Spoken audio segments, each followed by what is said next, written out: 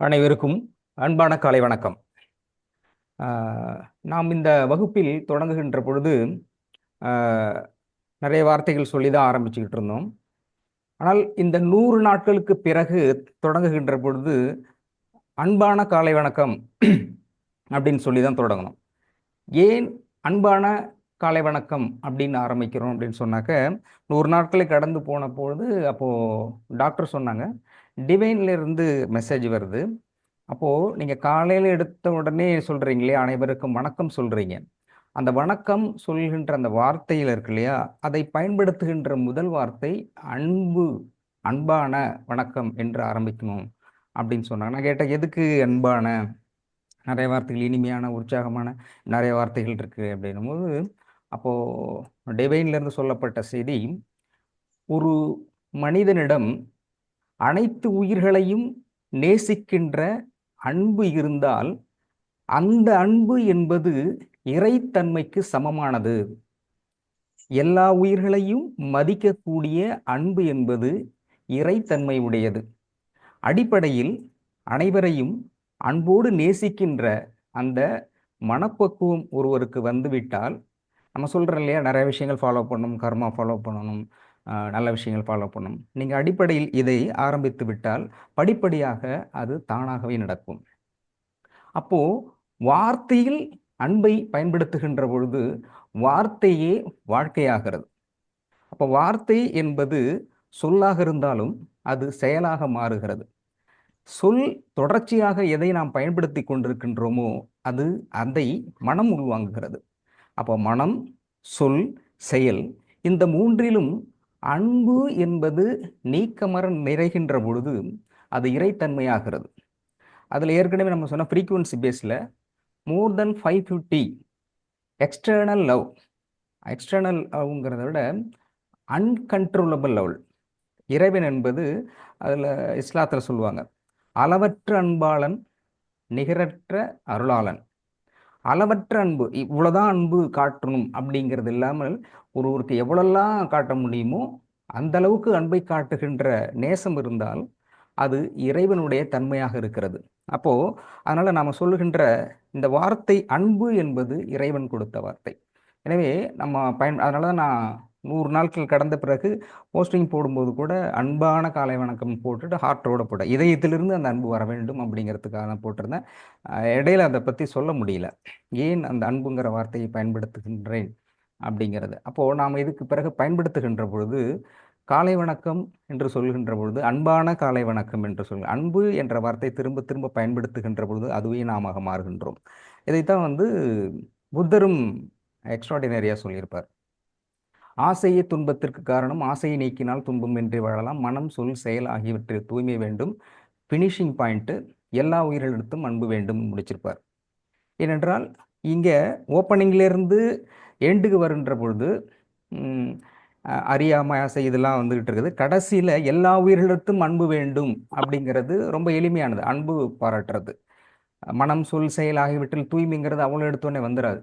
நீங்கள் இங்கே இருந்து ஆரம்பிச்சிங்கன்னா எல்லாத்தையும் பார்க்கின்ற பொழுது இது ரொம்ப கஷ்டமாக இருந்தாலும் படிப்படியாக ரொம்ப ஈஸியாக இருக்கும். அன்பு செலுத்துவது அப்படிங்கிறது ஆரம்பத்தில் அது உணர்ச்சி வயப்பட்டதாக இருக்கும், ஒரு மேலே கோவப்படலாம், பகை இருக்கும். அது மாறி படிப்படியாக நீங்கள் நேசிக்க ஆரம்பிச்சிட்டாக்க ரிவர்ஸில் வர ஆரம்பிச்சிடும். இங்கே அனைத்து உயிரிடம் அன்பாக இருந்துன்னா ஓப்பனிங்கில் ஆசை துன்பத்திற்கான அது மாறிடும். மனம், சொல், செயல் ஆகியவற்றில் தூய்மை வேண்டும் வந்துடும். அப்போது அந்த அனைத்து உயிரிடம் அன்புங்கிறது முக்கியம். இதில் இடையில இந்த புத்தரை சொல்லும் போதெல்லாம் நம்ம பேர் மாட்டிக்குது. சொல்லும்போது ஆசைன்னா ஸ்கூல்லேருந்து எனக்கு இந்த இஷ்யூ வந்துகிட்டே இருக்கு. ஏதாவது பாடம் கிளாஸ் நடத்திட்டு இருக்கும்போது ஆசையை துன்பத்திற்காரணும் உடனே நம்ம பார்க்க ஆரம்பிச்சிடும். அவர் அங்கே சொல்லியிருக்காரா, என் பேருக்கு சம்மந்தம் இல்லை, வாலண்டரி அப்படிதான் சொல்லுவாங்க. அப்புறம் இது ரொம்ப என் பேரில் இருக்கிறதுனால அடிக்கடி டிஸ்டர்பன்ஸ் ஆகிட்டு இருந்தது. அப்போது வரலாற்று பேராசிரியர் இருந்தார், +1 படிக்கும்போது வரலாற்று பேராசிரியர் இருந்தார். அவர் Tamil scholar as well as அவர் ஹிஸ்ட்ரி எடுத்துகிட்டு இருந்தார். அப்போ நான் கேட்டேன், உண்மையிலே புத்தர் இதைத்தான் சொல்லியிருந்தாரா, ஆசையே துன்பத்திற்கு காரணம் அப்படிங்கிறது அது கரெக்டாக, ஏன்னா என் பேர் மாட்டேங்குது இது அப்படின்னப்போ அப்போ அவர் சொன்னார், நல்ல கேள்வி. ஏன்னா ஆசை என்பது விருப்பம். ஒரு உயிர் வாழுகின்ற அடிப்படையான விருப்பம், வாழணும் அப்படின்னு நினைக்கிற அடிப்படையான விருப்பம், எனக்கு இது வேணும் அப்படின்னா அடிப்படை தேவைகளை, விருப்பத்தை பூர்த்தி செய்து கொள்ளக்கூடியது, எதிர்பார்க்கக்கூடியது அப்படிங்கிறது ஆசை. அடிப்படை அடிப்படை தேவை. இப்போ போகணும், பசிக்குது, சாப்பிடணும் அப்படிங்கிறது அது விருப்பம், அந்த ஆசை அடிப்படை. அப்போ அவர் சொன்னார், அவர் சொல்லப்பட்ட மொழிங்கிறது பாலியை. ஏன்னா ஆசையே இருக்கக்கூடாது அப்படிங்கிறது இல்லை. இப்போ அப்போ இன்னொருத்தங்க புதுக்கையில் இருந்தான், புத்தர் ஆசைப்படக்கூடாது என்று ஆசைப்பட்டார். உள்டாவா திருப்பி அடிச்சான்.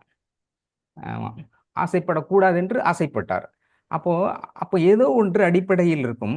அந்த விருப்பம் அல்லது ஆசை என்பது மற்றவர்களுக்கு பாதிப்பை ஏற்படுத்தக்கூடாததாக இருக்கும். அப்போ ஆசை எப்போ மற்றவர்களுக்கு பாதிப்பை ஏற்படுத்துகிறது அப்படின்னா, எப்பொழுது ஆசை பேராசையாக மாறுகிறதோ அப்போதான் பிரச்சனைக்குரியதாக இருக்கும். இப்போ எனக்கு தேவை அப்படிங்கிறது ஓகே, மற்றவங்களுக்கு இருக்கிறது சேர்த்து எனக்கு தேவைங்கிறது பேராசை. அப்போ அந்த வரலாற்று பேராசிரியர் எனக்கு சொன்னது, அப்போ எக்ஸாக்ட்லி அது சரின்னு சொல்ல முடியாது, பட் அவர் சொன்னது, நிச்சயம் புத்தர் சொல்லியிருக்கக்கூடிய அந்த வார்த்தையினுடைய, பாலி லாங்குவேஜில் சொல்லப்பட்ட வார்த்தையினுடைய முழுமையான பொருள் என்பது பேராசையே துன்பத்திற்கு காரணம், தேவைக்கு மட்டும் பேராசையே துன்பத்திற்கு காரணமாக இருக்கலாம் அப்படின்னு. அப்புறம் நம்ம டாக்டர்கிட்ட பேசும்போது அப்போ தான் அதை எக்ஸ்பிளைன் பண்ணார். ஆசை என்பது அடிப்படை காரணம், அடிப்படை தேவைகளை, தேவைதான், அடிப்படை தேவைகளை பூர்த்தி செய்யக்கூடிய, எதிர்பார்க்கக்கூடியதுங்க ஆசை. அதனால் ஆசைன்னு சொல்லியிருக்க முடியாது. அறியாமையே அவர் அதிகமாக சொல்ல, இக்னோரன்ஸ், அறியாமை. ஆன்மீகத்தில் அடிக்கடி புத்தர் கோட் பண்ணுறது அறியாமை, அறியாமை, பேராசை அப்படின்னு எடுத்துக்கலாம். அப்போது இதெல்லாம் தாண்டி சொல்லக்கூடிய செய்தி என்பது நாம் அடிக்கடி மற்றவர்களிடம் பார்த்து சொல்லும் அன்பான காலை வணக்கம். எதை சேர்த்தாலும் கூடவே அன்பை சேர்த்து கொள்வோம். இப்போது ஸ்வீட் எல்லாம் செஞ்சாலும் சர்க்கரை ஆட் பண்ணுறோம் இல்லையா, அதேமாதிரி அன்பை சேர்த்து கொண்டால் மனம் இலகுவாகும், இதயம் இலகுவாகும். ஸோ அனைத்தும் அன்பாக மாறுகின்ற பொழுது நீங்களே இறைத்தன்மையாக மாறிவிடுவீர்கள் என்பத செய்தியை நம்ம சொல்கிறோம். அடுத்ததில் அடுத்த ஏதாவது ஒரு வகுப்பில் சொல்லும், அன்பு என்பது எப்படி எல்லா மதத்திலும் பயன்படுத்தப்படுகிறது, அன்பு நடைமுறைப்படுத்துகின்ற பொழுது, ஒருவர் மற்றவரோடு அன்பு பாராட்டுகின்ற பொழுது அது எந்த மாதிரியான மாற்றத்தை ஒருவருக்கு கொடுக்கிறது, அவருக்குள்ளும் அடுத்தவருக்குள்ளும் எந்த மாதிரியான மாற்றத்தை கொடுக்கிறது அப்படிங்கிறத பார்ப்போம். இன்றைய செய்தியாக முக்கியமாக நான் சொல்ல விரும்புகிறது survival of the fitness. Survival of the fitness அப்படின்னா தகுதி உடையதே உயிர் வாழ்கிறது, இதுதான் சரியான மீனிங். இதில் எக்ஸாக்டாக என்னதும் உடற்தகுதி உடையதே உயிர் தகுதி உடையதுன்னு சொல்லலாம். அந்த ஃபிட்னஸ் அப்படிங்கிறது சூழலுக்கு தகுந்த மாதிரி மாறும். சர்வைவல், நம்ம சர்வைவல் பண்ணணும். இப்போ ஒரு ஆஃபீஸில் பெரிய லெவலில் சர்வை பண்ணால் அந்த இடத்துக்கு தகுந்த மாதிரி நாம் ஃபிட்னஸ் இருக்கணும். இப்போ ஓட்டப்பந்தயத்துக்கு ஓடணும்னா அதுக்கு தகுந்த மாதிரி ஃபிட்னஸ். அப்போது ஒரு மியூசிக் பண்ணுறோன்னா மியூசிக் தகுந்த மாதிரி, அப்போது சூழலுக்கு தகுந்த மாதிரி நம்ம அதில் ஃபிட்னஸ் இருந்தால் மட்டும்தான் அதில் சர்வை பண்ண முடியும் அப்படிங்கிறது. இதில் சொல்லப்படுகிறது முக்கியமான செய்தி, சயின்டிஃபிக் ஃபேக்ட் அப்படின்னா, இதுவரை மனித குலம் என்பது, மனித இனம் என்பது 4 வகைகள் தோன்றியிருக்கிறது. இது நாம் இருக்கிறது ஹோமோ சோபியன்ஸ் அப்படிங்கிறது 4வது வகை. இதில் முதல் வகை அப்படிங்கிறது ஹோமோ ஹாப்லிஸ், அடுத்தது ஹோமோ எரக்டஸ், ஹோமோ லியாண்டர்தாலென்சிஸ். இப்போ நாம் வாழ்ந்துகிட்டு ஹோமோ சோபியன்ஸ். இந்த ஹோமோ சோபியன்ஸ் அப்படிங்கிறது இந்த இதில் தான் இப்போ நம்ம வாழ்ந்துகிட்டு இருக்கோம். அப்போ ஏற்கனவே இருந்த 3 வகை, அதுவும் மனிதர்கள் தான். அந்த 3 வகை மனிதர்கள் இப்போது பூமியில் முற்றிலும் அழிந்து போய்விட்டது. அப்போது ஒரே மாதிரியான மனிதத்தன்மை உடையவர்கள், அதாவது ஃபஸ்ட்டு இருந்தது ஏறத்தாழ 1 பில்லியன், 15 லட்சம் ஆண்டுகள் வாழ்ந்தவர்கள், அப்புறம் 10 லட்சம் ஆண்டுகள், 15 லட்சம், பல லட்சம் ஆண்டுகள் வாழ்ந்த ஒரு உயிரினம் முற்றிலுமாக அழிந்திருக்குது. அப்போது இந்த சயின்டிஃபிக் ஃபேக்ட்டுங்கிறது ரொம்ப ரொம்ப முக்கியமானது. அப்போது இது ரிசர்ச் பண்ணுறவங்க என்ன சொல்லியிருக்காங்க அப்படின்னா, இப்போ ஏற்கனவே இருந்த 3 மனித இனம் அழிந்ததற்கான அடிப்படை காரணம் ஃபஸ்ட்டில் அவங்களுக்கு சொல்கிறது ஃபிசிக்கல் ஃபிட்னஸ் சொல்கிறாங்க. ஃபஸ்ட்டு ஃபிசிக்கல் ஃபிட்னஸ், உடல் தகுதி. இதை தான் திருமூலர் ரொம்ப அற்புதமாக சொல்லியிருப்பார். உடல் வளர்த்தேனே உயிர் வளர்த்தேனே. ஏன்னா ஃபஸ்ட்டு முழுமையாக அவர் போகும்பொழுது முழுமையான ஆன்மீகத்தில் மட்டுமே என்ட்ரி ஆகிட்டு இருந்து சாப்பாடு மற்ற எல்லாத்தையுமே தள்ளி வைக்கும் பொழுது ஒரு கட்டத்தில் முடியலைங்கும் பொழுது தான் அப்போது உடலையும் பார்த்து கொண்டு உடலை சரியாக கவனித்து கொண்டு அதன் மூலமாக தான் உயிரை வளர்க்க முடியும் அப்படிங்கிறார். புத்தரும் கூட ஃபர்ஸ்ட் போகும்போது ஃபுல் அண்ட் ஃபுல் சாப்பாடு போது பத்தி போயிடாரு. அவர் ரியாலிட்டி பார்த்தோன்னா நடக்கவே முடியாது, கண்ணுங்கெல்லாம் சுத்த ஆரம்பிச்சிடும். அதுக்கப்புறம் தான் சாப்பிட்டு, அப்போது உணவு அப்படிங்கிறது மறுக்கக்கூடியதில்லை. உடலை சரியாக பாதுகாத்து கொண்டால் தான் ஆன்மீகத்திலும் முழுமை பெற முடியும். ஆக 3 வேளையில குறைந்தபட்ச அடிப்படை தேவையான உணவுங்கிறது முக்கியம். அப்போது சித்தர்கள் மிக தெளிவாக சொல்கிறாங்க, உடல் வளர்த்தேனே உயிர் வளர்த்தேனே. உயிரை வளர்க்க வேண்டும் என்றால் ஆன்மீகத்துக்கு அடுத்த கட்டத்தில் நம்ம எது செய்தாலும் சரி, ஆன்மீகத்தையும் தாண்டி அல்லது டெய்லி சர்வை பண்ணணும் அப்படின்னாலும் சரி, சம்பாதிக்கணும்னாலும் சரி, வாழ்வியல் தேவைகளை பூர்த்தி செய்யக்கூடிய நிலைக்கு நாம் சென்றாலும் கூட அந்த உயிரை வளர்க்கின்ற பொழுதும், உயிரை வளர்க்குறதுன்னு உடலை வளர்க்கணும். அப்போ உடல் வளர்க்கக்கூடிய அந்த தேவைங்கிறது ரொம்ப முக்கியம். இப்போ இந்த இதில் இந்த மனித இனம் அழிந்ததை பற்றியான வரலாற்று கூறுகளில் சயின்டிஃபிக் ஃபேக்ட் என்ன சொல்கிறாங்கன்னா, ஃபிசிக்கல் ஃபிட்னஸ் மோஸ்ட் இம்பார்ட்டன்ட். அப்போது ஃபஸ்ட்டு, செகண்ட், தேர்ட் இருக்கிற அந்த வகையை ஃபிசிக்கல் ஃபிட்னஸோடு தான் இருந்திருக்கு. ஆனால் நல்ல கவனிங்க, அந்த 3 கேரக்டர் கொடுக்குறாங்க. அந்த 3 character is most important as well as we can related to this karma. அது கர்மாவோடய ரிலேட் பண்ண முடியும். அவங்க சொன்னது என்னென்னா, ஃபஸ்ட்டு இப்போ இருக்கிறதுங்கிறது கரேஜ், தைரியம். அப்போது இந்த இனம் அதை விட அதிகமாக தொடர்ச்சியாக வாழ்ந்து கொண்டிருக்கான அடிப்படை காரணம் இங்கே தைரியம் இருக்கிறது. அப்போ ஏற்கனவே இருக்கிறதுன்னா நாட் கரேஜ், அவற்றில் தைரியம் இல்லை. அப்போ முதல் அடிப்படை தேவை, அடிப்படை வாழ்வியல் தேவைங்கிறது ஃபிசிக்கல் ஃபிட்னஸ், அது அடுத்தது தைரியம். இன்னும் ரொம்ப ரொம்ப முக்கியம், அதை விட ரொம்ப முக்கிய கோட் பண்ணி சொல்கிறது என்னென்னா யூனிட்டி, ஒற்றுமை. அப்போ இதுக்கு முன் இருந்தது ஒற்றுமை இல்லாமல் இருந்திருக்குது. அது எப்படிங்கிறத ஹிஸ்டாரிக்ஸ் அது அது பெரிய ஹிஸ்டாரிக்கல்ஸ் அது. அப்போது அந்த ரெண்டாவது இருந்த அடுத்து எரக்டஸ், அந்த மாதிரி கேரக்டர்ஸ் இருந்தது என்னென்னா ஒற்றுமை இல்லாமல் இருந்திருக்கிறார்கள். அடுத்தது மூன்றாவது பயம். இந்த மூணும் அந்த இனம் நாளும் அந்த இனம் அழிவதற்காக, மனித இனம் ஏற்கனவே இருந்த 3 வகை அழிவதற்கான அடிப்படை காரணம் அப்படின்னு சொல்கிறாங்க. இன்னும் நிறைய கேரக்டர் சொல்கிறாங்க ஏன் அப்படிலாம் அழிந்தது, இப்போ இருக்கிற சர்வேலுக்கு அதுக்கு டிஃப்ரெண்ட், இப்போ என்ன தவறு செய்துக்கிட்டு இருக்காங்க அப்படிங்கிறத பற்றி மனித இனம் சொல்கிறாங்க. அதாவது பல லட்சம் ஆண்டுகள் வாழ்ந்து கொண்டிருந்த ஒரு மனித இனம் முற்றிலுமாக அழிகிறதுக்கு இது முக்கியமான காரணம்னா, you have to fit for this in our relationship. ஒரு ஃபேமிலி இருக்காங்க, ஹஸ்பண்ட் ஒய்ஃப் இருக்காங்கன்னா, அவங்களுடைய மகளோ மகனோ இன்னொரு இடத்துக்கு போகும்பொழுது யாரையும் கூட சேர்க்கவே சேர்க்காத, மருமகளா அவங்க விட்டு சேர்க்காத, இவங்க விட்டு சேர்க்காத, யாருக்கிட்டையும் பார்க்காத, பேசாது. நீங்கள் யூனிட்டி இல்லாமல் நீங்கள் ஒருத்தர் வளர்க்க ஆரம்பிச்சிங்க அப்படின்னாக்க, இப்போ உங்களுக்கு என்ன செய்கிறீங்களோ அது வந்துகிட்டு இருக்கும், ஏற்கனவே செஞ்சது அப்படிங்கிறதுனால. இதன் பிறகு என்ன நடக்கும், கர்மா தேரி அப்படின்னா, யாரையும் சேர்த்துக்கொள்ளாமல் ஒற்றுமை இல்லாமல் வாழ்கின்ற ஒரு தலைமுறை அப்படின்னா, அடுத்தடுத்த தலைமுறை அப்படிங்கிறது ஒரு 7 தலைமுறைங்கிறது தான் ஒரு ஃபுல்ஃபில்மெண்ட்டோட வரும். அப்போ அந்த காலகட்டத்தில் அவர்களுக்கு 6, 5க்கு மேற்பட்ட இடத்துல அவர்களுடைய வாரிசுகள் இல்லாத சூழல் உருவாகும் அப்படிங்கிறது கர்மா தேரியில் வருது. ஈவன் அவனே சொல்கிறான், ஏன்னா பல லட்சம் இருந்தது, யூனிட்டி இல்லைன்னா, ஒற்றுமை இல்லைன்னா அது அவ்வளோ பெரிய பாதிப்பை செஞ்சுக்கிறது. அப்போது கர்மாவில் என்னன்னா, மரணத்துக்கு பிறகு ஒருவர் தவறு செய்கின்ற பொழுது அவர்களை இப்போது வாழ்வியலில் இருக்கக்கூடிய மனிதர்கள் தர்ம சிந்தனையோடு தர்மம் செய்கின்ற பொழுது அவர்களை உயர்நிலைக்கு எடுத்து போகிறாங்க இல்லையா, அப்போது அதை செய்யக்கூடிய இடத்தில் இருக்க மாட்டாங்க. அப்போ அதனால் நம்ம என்ன செய்யணும் அப்படின்னாக்க, ஒற்றுமை யாராக இருந்தாலும், அதனால தான் அன்பை சொல்லிட்டு நம்ம சொல்கிறோம், ஒற்றுமையை வலியுறுத்துகின்றோம். இன்னும் ரொம்ப முக்கியமாக சொன்னாங்க, அந்த அந்த அந்த அந்த ஸ்டேட்மெண்ட்டுங்கிறது நிறைய ஸ்டேட்மெண்ட், பெரிய எக்ஸ்ட்ராடினரி ஸ்டேட்மெண்ட்டு, அவ்வளோ இப்போ சொல்கிறது டைம் இல்லை. அப்போது இன்னும் ரொம்ப முக்கியமாக சொல்கிறாங்கன்னா, அந்த ஃபஸ்ட்டு தைரியம் சொன்னீங்க இல்லையா, கரேஜ். அதில் என்ன சொல்கிறாங்கன்னா, ஏதோ ஒரு அந்த கூட்டத்தில், ஏற்கனவே வாழ்ந்த கூட்டத்தில் ஏதாவது ஒரு பிரச்சனைனா, பிரச்சனை அடிதடி ஏதோ ஒன்று நடக்குது, அப்போ உள்ள இதில் டக்குனு யார் பாதிக்கப்பட விட்டுட்டு அப்படியே எல்லாமே எஸ்கேப் ஆகிடுவாங்களாம். மாட்டிக்கிட்டான், அவன் மாட்டிக்கிட்டான், இவங்க எஸ்கேப் ஆகிடுறது. அப்போது அது போன்று ஒற்றுமையோடு ஒருவரை காப்பாற்ற முடியாமல் கைவிட்டு போகின்ற இனம்ங்கிறது இல்லையா, அது அழிகிறதுன்னு. அது அந்த இனத்திற்கு மற்றும் மனித இனத்துக்கு மற்றும் ஒரு நமக்கு கண்முன்னே கஷ்டப்பட்டுக்கிட்டு இருக்காங்க, பாதிக்கப்பட்டு இருக்காங்க அப்படின்னா, குறைந்தபட்சம் நம்மளான உதவிகளை செய்ய வேண்டும் அப்படிங்கிறது தான் அதோட இது கோட் பண்ணுறது.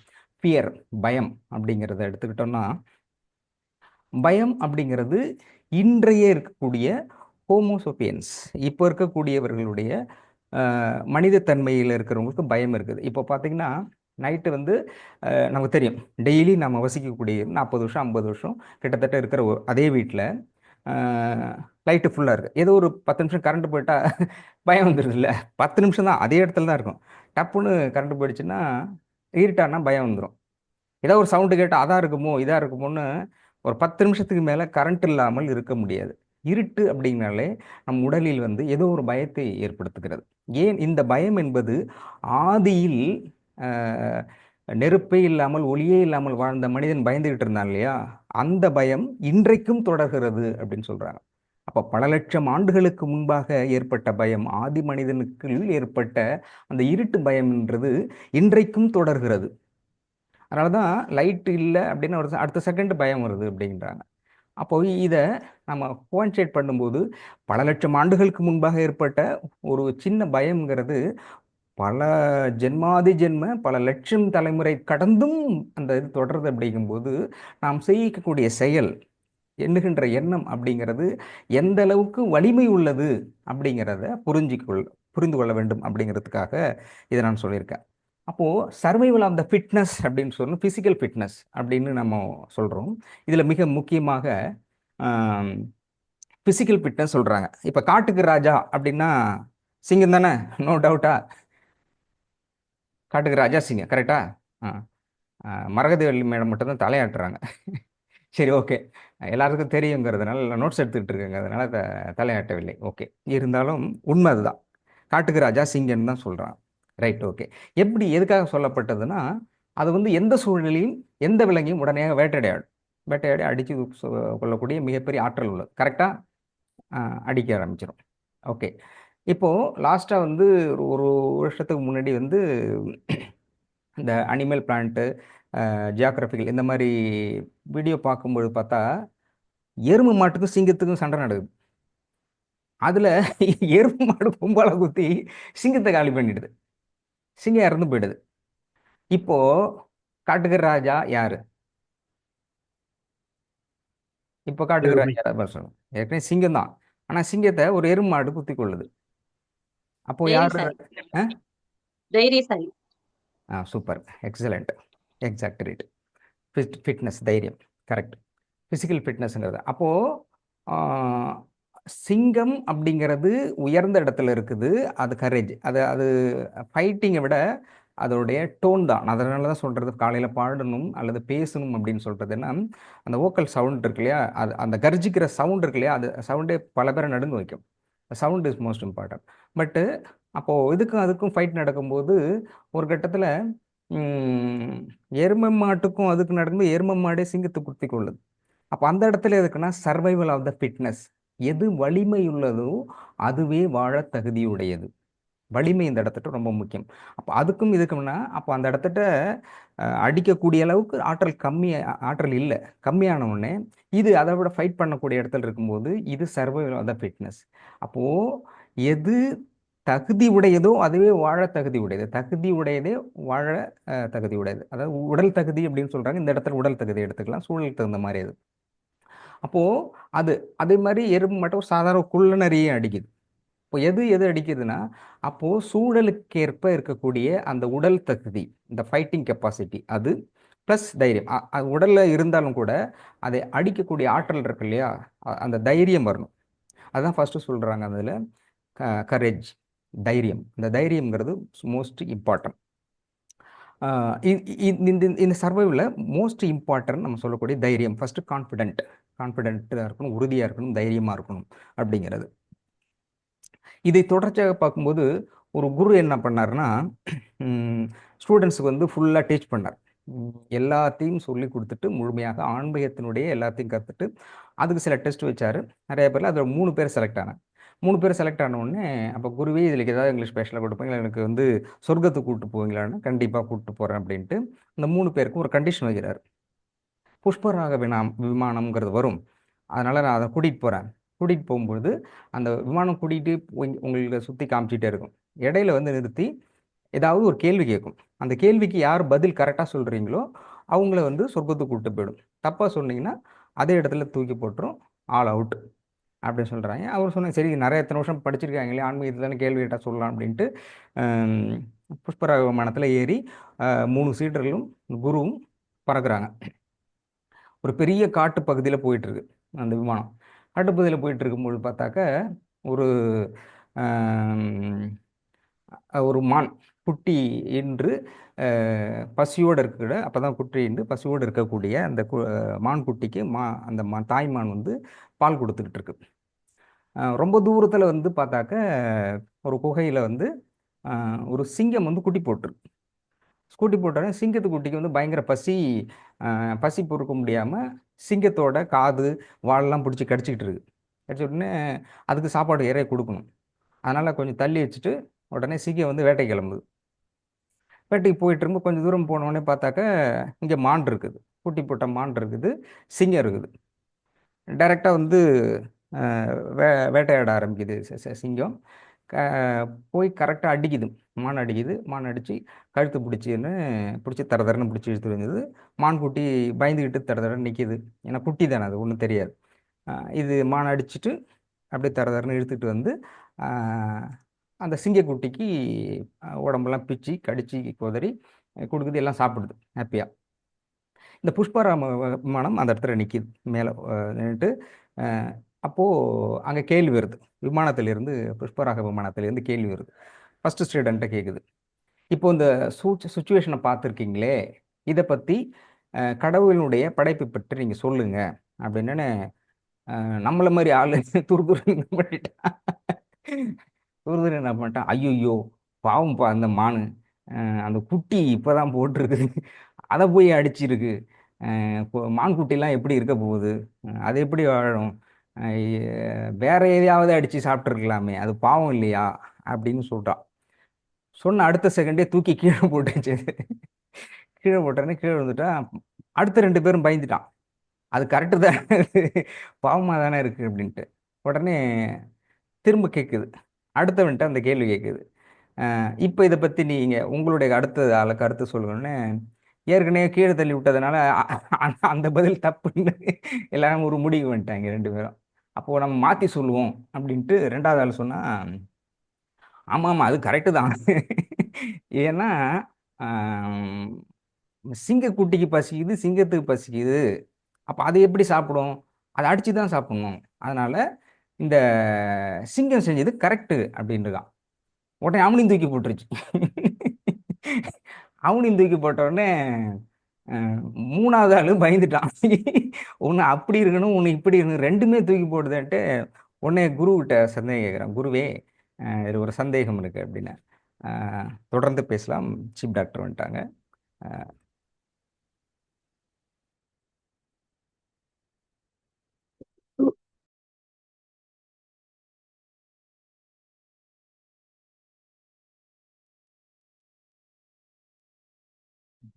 அனைவருக்கும் வணக்கம். இன்னைக்கு வந்து இந்த கடன் தீர்க்கும் நேரத்தை பற்றி இன்னைக்கு லிஸ்ட்டு போட சொல்கிறேன், அதை நோட் பண்ணிக்கோங்க. இந்த மாதத்தில் வந்து இந்த புரட்டாசி மாதத்தில் என்னென்ன நாட்கள்லாம் வந்து கடன் தீர்க்கணும் அப்படின்ட்டு. கடன் யாருக்கெல்லாம் இருக்கோ, அது சின்ன கடனாக இருந்தாலும் சரி, பெரிய கடனாக இருந்தாலும் சரி, எந்த கடனாக இருந்தாலும் அந்த குறிப்பிட்ட அந்த 1 hour டைமில் பேமெண்ட் பண்ணுங்கள். நீங்கள் கேஷ் பேமெண்ட் பண்ணாலும் சரி, அல்லது வந்து ஜிபே, ஃபோன்பே இந்த மாதிரி வந்து யூபிஐ பண்ணி ட்ரான்ஸ்ஃபர் பண்ணாலும் சரி, இல்லை வேறு மெத்தட் எந்த மெத்தட் நீங்கள் பணம் ட்ரான்ஸ்ஃபர் பண்ணாலும் யாருக்கு கொடுத்தாலும் கடன் கொடுக்குறது வந்து பார்ட் அமௌண்ட்டாக இருந்தாலும் பரவாயில்ல, அந்த டைமில் வந்து கரெக்டாக கொடுங்க, அந்த 1 hour டைமில் கொடுங்க, அதை கரெக்டாக மெயின்டைன் பண்ணிக்கோங்க. இன்கேஸ் வந்து இப்போ இஎம்ஐலாம் பேமெண்ட் பண்ணுவீங்க இல்லையா, அது வந்து every 7th, every 5th, every 2nd இது மாதிரிலாம் வரும். அது மாதிரி வர்றவங்க கூட ஏதாவது ஒரு பார்ட் அமௌண்ட் அதுக்குன்னு தனியாக ஒதுக்கிடுங்க. அந்த இஎம்ஐ டேட்டுக்கு முன்னாடி வரும்போது அந்த டேட்டில் ஏதாவது ஒரு amount, part amount, for example ஒரு 10,000 கட்டணும் அப்படின்னா, வணக்கம், ஒரு 10,000 கட்டணும் அப்படின்னா ஒரு 100 or 200 ஏதோ ஒரு அமௌண்ட்டு அந்த நீங்கள் கடன் கொடுக்கணும் அப்படின்றதுல நம்ம எப்படி கிரகண டைமில் சொன்னோம், மற்ற டைமில் சொன்னோம், சிவிக் டைமில் அது கொஞ்சம் ஒதுக்கி வைங்க, அப்புறம் கொடுக்கலான்னு. அது மாதிரி கடன் கொடுக்கணுன்ற மாதிரி பர்சன்ஸ் இருக்கிறவங்க எவ்வளோ கடன் ஆகுறதாலும் அந்த டைமில் பேமெண்ட் பண்ண, அது ஸ்பெசிஃபிக்காக நம்பர் 1. அப்போது வந்து அந்த நாள் வரைக்கும் யாரும் வெயிட் பண்ண மாட்டாங்க, அது கொடுக்கணும் அப்படின்னும் பொழுது செவ்வாய்க்கிழமையில் கொடுங்க, டியூஸ்டேஸில் கொடுங்க. எப்பயுமே வந்து கடன் யாருக்கு பேமெண்ட் பண்ணதும் ஆஃப்டர் 12 கொடுங்க, ஆஃப்டர் 12 o'clock, அப்புறம் 6 மணி, இந்த 12 to 6 இந்த 6 hours இருக்குது பார்த்தீங்களா, இந்த டைமில் பணத்தை கொடுங்க. ஆஃப்டர் 6 எந்த டிரான்சாக்ஷனும் வச்சு வேண்டாம். முடிஞ்ச வரைக்கும் பணம் கொடுக்குறது வாங்குறது முடிஞ்ச வரைக்கும் எமர்ஜென்சிக்கு எக்ஸப்ஷன், ஏதாவது எமர்ஜென்சியாக நம்ம அனுப்ப வேண்டியதாக இருக்கும், கொடுக்க வேண்டியதாக இருக்கும், அதெல்லாம் நோ ப்ராப்ளம். பட் எமர்ஜென்சி இல்லாமல் நார்மல் சுச்சுவேஷனில் முடிஞ்ச வரைக்கும் 6 மணிக்கு மேலே சூரியன் அஸ்தமனம் ஆன பிறகு ஃபைனான்சியல் டிரான்சாக்ஷன் வச்சுக்க வேண்டாம். ஏன்னா ஃபைனான்சியலாக நீங்கள் ஸ்டெபிலிட்டியாக இருக்கணும்னா இதை ஃபாலோ பண்ணுங்க. ஃபைனான்சியலாக ஸ்டெபிலிட்டியாக இருக்கணும் அப்படின்னு நீங்கள் நினச்சிங்கன்னா, கடன் இல்லாமல் வாழணும், ஃபைனான்ஸ் ஃப்ளோ பணம் ஃப்ளோ வந்து நல்லா இருக்கணும் அப்படின்னு நீங்கள் நினைத்தால் இதை ஃபாலோ பண்ணுங்க. ஆஃப்டர் 6 முடிஞ்ச வரைக்கும் கேஷ் டிரான்சாக்ஷன் மற்ற எனி மணி டிரான்ஸ்ஃபர் எதுவும் வச்சுக்க வேண்டாம். எக்ஸப்ஷனல் கேஸ்க்கு மட்டும் பண்ணிக்கோங்க. அதர்வைஸ் அவாய்ட் பண்ணுங்க. அதை 12 to 6 கொடுங்க. அந்த ஸ்பெசிஃபிக்காக கொடுக்குற நாளில் கொடுங்க. அந்த நாளில் கொடுக்க முடியாத சூழ்நிலை வந்தது அப்படின்னா 12 to 6 செவ்வாய்க்கிழமையில் கொடுங்க. அப்போ டாக்டர் அங்கே சொல்லிட்டாரு, நான் அது வரைக்கும் வெயிட் பண்ணுவேன், வெயிட் பண்ணுங்க, நீங்கள் அதெல்லாம் நான் கொடுக்க மாட்டேன்னு சொல்லி யார்ட்டையும் சொல்லாதீங்க. சரியா? அப்போது நீங்கள் ஏன்னா கடன் கொடுக்குறவங்க வாங்குறவங்களுடைய அந்த ஒரு விஷயம் வந்து பர்சன் டு பர்சன் வேரி ஆகும், எல்லாருக்கும் வேரி ஆகும். அது மாதிரி தவிர்க்க முடியாத சூழ்நிலை கொடுக்கணும்னா டாக்டர் அங்கே சொல்லிட்டாரு அந்த நாள் தான் கொடுப்பேன், அவங்கள வெறுப்பேற்றாதீங்க. அந்த மாதிரி நேரத்தில் டெய்லி ஏதாவது ஒரு டைமில் வந்து குளிகை டைம் வரும், குளிகைன்ற டைம் வரும், 1.5 மணி நேரம் வரும், அந்த டைமில் கொடுங்க. தவிர்க்க முடியாத சூழ்நிலைகள் எமர்ஜென்சி கொடுத்தாகணும் போது அந்த குளிகை டைம் டெய்லி வரும், அது தினமும் வரும். அந்த 1.5 மணி நேரத்தில் முடிஞ்ச வரைக்கும் அந்த செகண்ட் ஹாஃபில், ஃபர்ஸ்ட் ஹாஃப் இல்லை செகண்ட் ஹாஃப், ஃபஸ்ட்டு ஒரு 3/4 மணி நேரம், செகண்ட் ஒரு முன்ன பின்ன இருக்கலாம், 10-15 நிமிஷம் முன்ன பின்ன இருக்கலாம். டைம் ஜோன் வந்து ஊருக்கு கொஞ்சம் வித்தியாசப்படும். இந்த அந்த செகண்ட் ஹாஃபில் அது 1.5 மணி நேரம் வரையும் 3/4 மணி நேரம் அது பிரிச்சிங்கன்னா செகண்ட் ஹாஃபில் முடிஞ்ச வரைக்கும் அது மாதிரி கொடுங்க. நேரில் கொடுத்தாலும் சரி, எந்த மாதிரி மோட் ஆஃப் ட்ரான்ஸ்ஃபர் பண்ணாலும் சரி, இப்படிலாம் பண்ணீங்க அப்படின்னா சீக்கிரத்தில் கடந்து நீங்கள் வெளியே வந்துடுவீங்க. சீக்கிரத்தில் கடந்து வெளியே வந்துடுங்க. இறைவன் வந்து உங்களுக்கு கடனை ஒரு பக்கம் கொடுத்தாலும் அந்த கடனை நீக்குவதற்கான வழிகளையும் கொடுக்குறாரு. அந்த கடனை நீக்குவதற்கான வழிகள் நம்ம ஃபாலோ பண்ணுறது கடவுள் அது கோட் வர காட்டுறாரு. அது வந்து கரெக்டாக நம்ம டீகோட் பண்ணி புரிஞ்சுக்கணும். அந்த மாதிரி சொன்ன விஷயங்களை தான் சித்தர்கள் தெளிவாக எடுத்து கொடுத்துருக்காங்க. அந்த விஷயத்தை நம்ம உங்களுக்கு சொல்கிறோம். ஜோதிட சாஸ்திரங்கள் தெளிவாக சொல்லியிருக்காங்க, சித்தர்கள் தெளிவாக எழுதியிருக்காங்க. அதை சொல்கிறோம். இது நீங்கள் ஃபாலோ பண்ணியிருந்தீங்கன்னா கடன்கள் கொஞ்சமாக குறைஞ்சிடும், கடன் முழுமையாக வெளியே வந்துடுங்க. கர்மா என்ஜினியரிங் ஃபாலோயர்ஸ்க்கு மிக முக்கியமான ஒரு மோட்டோ என்னென்னா, கடன் யாருக்கும் இருக்கக்கூடாது. ₹1 கூட கடன் யாருக்கும் இருக்கக்கூடாது. இந்த பிறவியில் கடன் யாருக்கும் இல்லாமல் போகணும். மற்ற கடன்களை பற்றி அப்புறம் பேசுவோம். மெயினாக 2 கடன்களை தீர்த்தரணும். பணக்கடனை பற்றியும் பித்ரு கடனை பற்றியும் நம்ம அடிக்கடி பேசுகிறோம். இந்த பணக்கடனையும் பித்ரு கடனையும் இந்த பிறவிலே முடிச்சிடணும். அடுத்த கேரியர் கொண்டு போகக்கூடாது. இது 2 முடிச்சு தான் மற்ற 3 கடன்களுக்கு அதை முடித்து அடுத்த லெவலுக்கு நான் போக முடியும். சரியா? இந்த மைண்டை வச்சுக்கோங்க. இன்னைக்கு லிஸ்ட் அனுப்ப சொல்கிறேன். அப்புறம் சகோதரர் GR ரமணிச்சந்திரன் போட்டிருந்தாரு, அகர்பத்தி வந்து ரொம்ப டேஞ்சரான விஷயம்னு சொல்லி போட்டு. உண்மை, அகர்பத்தி மட்டும் இல்லை, நீங்கள் வீட்டில் வைக்கிறீங்களே கொசுவத்தி, நீங்கள் வீட்டில் வைக்கிறீங்களே கொசுவத்தி, அப்புறம் அந்த கொசுவத்திக்கு பதில் வேறு லிக்விட்லாம் வைக்கிறாங்க இல்லையா, இது எல்லாமே கேன்சரை கொண்டு வரக்கூடியது. எத்தனை பேருக்கு தெரியும்? அது யார் எடுத்து படித்து பார்க்குறீங்க?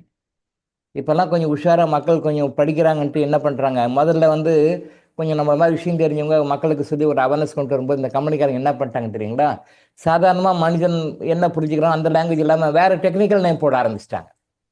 அதே தான், பட் கொஞ்சம் அவேர்னஸ் மக்களுக்கு வர வர நம்ம பீப்புள் கொஞ்சம் அவேர்னஸ் மக்களுக்கு கொண்டு வந்தோம்னா அவங்க என்ன பண்ணிட்டாங்க, இப்போ ரீசெண்டாக ஈவன் ஷாம்பு, சோப்பு, அப்புறம் இந்த மாதிரி கெமிக்கல் ப்ராடக்ட்ஸில் இந்த கொசுவத்தி சுருள், அந்த லிக்விடு, இந்த மாதிரி இருக்கிறவங்கெல்லாம் என்ன பண்ணிட்டாங்க, கெமிக்கல் நேமை போட ஆரம்பிச்சிட்டாங்க. அப்போ சாதாரண பேர் போட தானே கன்ஃபியூஸ் ஆகும். அப்போ கெமிக்கல் நேம் யாருக்கு தெரியும்? அது வந்து கெமிக்கல் என்ஜினியர்ஸ்க்கு மட்டும்தான் தெரியும். கெமிஸ்ட்ரி படித்தவங்களுக்கும் ஹை லெவலில் கெமிக்கல் என்ஜினியர்ஸ்க்கு தான் ரொம்ப டீப்பாக தெரியும். ஈவன் PG UG கூட தெரியாது. அதுக்கு மேலே கொஞ்சம் ரீசர்ச் லெவலில் போகிறவங்க, ரொம்ப டீப்பாக போகிறவங்க தான் தெரியும், தான் தெரியாது. நீங்கள் வீட்டில் வச்சுருக்கிறது எல்லாமே கேன்சரை வர வைக்கக்கூடியது. இயற்கையாக கொசுவை பார்க்கக்கூடிய வழிகளை நீங்கள் ஃபாலோ பண்ணணும். அதே மாதிரி ஊதுபத்தியும் இன்றைக்கி அப்படி தான் பண்ணிட்டாங்க.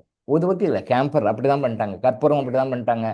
அது இதை தமிழ்நாடு கவர்மெண்ட் செஞ்ச உருப்படியான வேலை. கற்பூரத்தை வந்து கோயிலில் ஏற்றாதீங்கன்னு ஒரு பேன் பண்ணியிருக்காங்க. அந்த கற்பூரம்னா பழைய காலத்தில் கற்பூரம் மரத்துலேருந்து எடுத்து உண்மையான கற்பூரத்தை வந்து அதை எரிய விடுவாங்க கோயிலில். அந்த உண்மையான கற்பூரம் என்ன பண்ணுன்னா 2 விஷயம் செய்யும். ஒன்று, அங்கே இருக்கிற நெகட்டிவ் எனர்ஜியெல்லாம் ரிமூவ் பண்ணும் அந்த இடத்துல. ஏன்னா நிறைய பேர் கோயிலுக்கு போயிட்டு நெகட்டிவ் எனர்ஜி போடுறாங்க, பார்த்தீங்களா? போட்டு வரும். நம்ம எந்த கோயிலுக்கு போனாலும் யார் போனால் போகிறவங்க நெகட்டிவ் எனர்ஜி தான் போகிறாங்க. பாசிட்டிவ் எனர்ஜிலாம் பர்சன் 100ல் 1000ல் ஒருத்தர் தான். அந்த நெகட்டிவ் எனர்ஜி அதை அப்சர்வ் பண்ணி டிசால்வ் பண்ணிவிடும். அதுக்காக தான் கற்பூரம் ஏற்று ஏன்னு தெரியாது. கேட்டு பாருங்க, யாரையாவது ஆன்மீகவாதிகள் கேட்டு, ஏன் why we have to light camphor, ஏன் வந்து கற்பூரத்தை நம்ம ஏற்றணும்னு கேட்டு பாருங்க, யாருக்கும் தெரியாது. பேர்பட்ட ஆன்மீகவாதி கேட்பாருங்க, யாருக்கும் தெரியாது. கர்மா எனர்ஜி இல்லைங்களா, அது கேன்சர். ஏன் கற்பூரத்தை ஏற்ற வேண்டும்? சாமி கும்பிட்றோம், கற்பூரம் ஏற்றுறோம், அவ்வளோதான். சாமி கும்பிட்றோம், கற்பூரத்தை ஏற்றுறோம், அவ்வளோதான். கற்பூரத்தை ஏற்றுக்கு காரணம் என்ன? கற்பூரத்துக்கு என்ன உண்மையான கற்பூரம், இந்த கெமிக்கல் கற்பூரம் கிடையாது. இப்போ நம்ம மார்க்கெட்டில் வாங்கி கோயில் ஏற்றுறோம், அந்த கற்பூரம்லாம் கிடையாது. உண்மையான கற்பூரத்தை ஏற்றணும்னா என்ன பண்ணணும்னா, நம்பர் 1, அந்த லொக்கேஷனில் அங்கே என்ன நெகட்டிவ் இருக்கோ அந்த நெகட்டிவ் எனர்ஜியை பர்ன் பண்ணி வெளியே அனுப்பிச்சிடும். காஸ்மிக் அனுப்பிச்சு நெகட்டிவ் சேஃபாக வெளியே அனுப்பிச்சிடும் அந்த இடத்துல இருக்கிறது. 2வது, யார் கற்பூரத்தை ஏற்றுறமோ நம்மளுக்கிட்டே இருக்கிற நெகட்டிவ், ஆறாக இருக்கிற நெகட்டிவ் எனர்ஜி அப்சர்வ் பண்ணி வெளியே எரிச்சிடும். எரிச்சிடும். கிளன்சிங் மெத்தடில் எரிக்கிற மெத்தட் ஒரு மெத்தட். அதைத்தான் இந்த ஆழம் சுற்றுறதுன்னுவாங்க, ஆரத்தி எடுக்கிறதுன்னுவாங்க. அதெல்லாம் கூட என்ன பண்ணுறாங்க, கடைசியில் வச்சு அதை எரித்து டிஸ்போஸ் பண்ணிடுவாங்க. குழந்தைகளுக்கு சுற்றுவாங்க, பெரியவங்களுக்கு சுற்றுவாங்க, ஃபங்க்ஷன் டைமில் சுற்றுவாங்க, திருமண டைம் மணமக்களுக்கு சுற்றுவாங்க. இது எல்லாமே ஏன்னா எரிச்சிடுவாங்க, பர்ன் பண்ணிடுவாங்க. பர்ன் அவுட், அவ்வளோதான். ஸோ அப்போ அந்த லொக்கேஷனுக்கு எந்த கற்பூரம் ஏற்றுறீங்களோ அந்த லொக்கேஷனுக்கு நெகட்டிவ் எனர்ஜியும் கண்ணுக்கு தெரியாது இன்விசிபிள் ஃபோர்ஸஸ், கண்ணுக்கு தெரியாத இன்விசிபிள் ஃபோர்ஸஸையும் எரிச்சிடும். நம்மளுடைய ஆறாக இருக்கிற நெகட்டிவும் எரிச்சிடும். அப்போ 2 in 1 அந்த காலத்தில் சொன்னாங்க. ஆனால் இப்போ இருக்கிற கெமிக்கல் அப்படி கிடையாது. ரொம்ப விலைக்கு வாங்கி கொடுக்கும். அங்கே இருக்க நெகட்டிவ் எனர்ஜி நம்ம கொடுக்கும், நம்மளோட நெகட்டிவ் எனர்ஜி இன்னும் இன்க்ரீஸ் பண்ணி விட்டுரும். சார் முடிஞ்ச வரைக்கும் கற்பூரத்தை தான் ஏற்றாதீங்க, கற்பூரம் ஏற்ற வேண்டாம். ஊதுபத்தியும் கெமிக்கல் அப்படின்னா கடவுளுக்கு எனக்கு ஊதுபத்தி கொடுத்து எனக்கு கற்பூரம் ஏற்று அப்படிலாம் கிடையாது. அந்த சிஸ்டம் இருந்தது, நல்ல சிஸ்டம் தான், நல்ல சிஸ்டம். என்வைரன்மெண்ட்டை கிளன்சிங் பண்ணுற சிஸ்டம், என்வைரன்மெண்ட்டை நல்லா டெவலப் பண்ணுற சிஸ்டம் அப்படி இருந்தது. பட் இப்போ அப்படி இல்லை, எல்லாமே கெமிக்கல் மயமாகிடுச்சு. எங்கே பார்த்தாலும் எங்கு மீதும் ஊழல்ன்ற மாதிரி எங்கு மீதும் கெமிக்கல் தான். இப்போ எங்கே பார்த்தாலும் எங்கெங்கு காணினும் சக்தி எடான்னு பாரதியார் பண்ணார் இல்லையா? எங்கெங்கு காணினும் சக்தி எடா, எங்கெங்கு காணும் ஊழலடா, அப்படிதான் இருக்கு இன்னைக்கு. அதே மாதிரி எங்கெங்கு காணும் கெமிக்கல் டா, அப்படிதான் வரணும். எங்கெங்கு காணும் கெமிக்கல் தான், கெமிக்கல் டா தான். கெமிக்கல் டா இடமே கிடையாது. இயற்கை போக்கி கெமிக்கல் சொல்லி வித்துட்டாங்க, அதை கமர்ஷியலாக பண்ண ஆரம்பிச்சிட்டாங்க. இப்போ நம்ம ஆர்கானிக்னு சொல்கிறோம், ஆர்கானிக்னு பணம் கொடுத்து வாங்குகிறோம். ஆர்கானிக் உண்மையிலேயே ஆர்கானிக் கிடையாது. நம்ம ஆர்கானிக் ஸ்டோரில் போய் ஆர்கானிக்னு வாங்கணும்னா கூட அது உண்மையிலே ஆர்கானிக் கிடையாது. அவங்க சர்டிஃபிகேட் வச்சுருப்பாங்க, அந்த ஆர்கானிக் சர்டிஃபிகேட்லாம் இருக்கும். அது 3-4 வெரைட்டி இருக்குது, அந்த சர்டிஃபிகேட்ஸ் எல்லாம் இருக்குது. இண்டஸ்ட்ரி டிபார்ட்மெண்ட் இருக்கணும் தெரியும். பட் அப்படியே வாங்கினா கூட 100% அதெல்லாம் கிடையாது. ஏன்னா அதாவது இது எப்படி விளக்கணும்னா பேசிக் தான் சொல்லுவோம். எனக்கு விவரம் தெரியாது, பிறக்கிறதுக்கு முன்னாடி ஏதோ உணவு பஞ்சம் வந்ததான் இந்தியாவில். ஏதோ உணவு பஞ்சம் வந்தது, பெரிய பஞ்சம் வந்தது இந்தியாவில், ரொம்ப கஷ்டப்பட்டாங்க நேரு ஐயா பீரியடில். அப்புறம் அதுக்கு பிறகு அப்படியே இந்திரா காந்தி அம்மா வந்தாங்க, அவனுக்கு அடுத்தது. இதை உணவு பஞ்சம்லாம் வந்தது. உணவு பஞ்சமெல்லாம் வந்தபோது என்ன பண்ணணும் அப்படின்னா, சரி இப்போ நாட்டு மக்களுக்கு இவ்வளோ நாட்டு மக்கள் இருக்காங்க, அப்போது எல்லாருக்கும் உணவு பத்தாமல் ரொம்ப கஷ்டமாக இருக்காங்க. இப்போ உணவு பஞ்சத்தை போக்குறதுக்கு நம்ம என்ன பண்ணணும் அப்படின்னு ஒரு கேபினெட்டை டிஸ்கஷன் பண்ணாங்களாம் டெல்லியில். அப்போ பண்ணும்போது உணவு உற்பத்தியை நம்ம ஜாஸ்தி பண்ணுவோம், நல்ல மோட்டிவ் தான், அது கரெக்ட், அது தப்பு கிடையாது.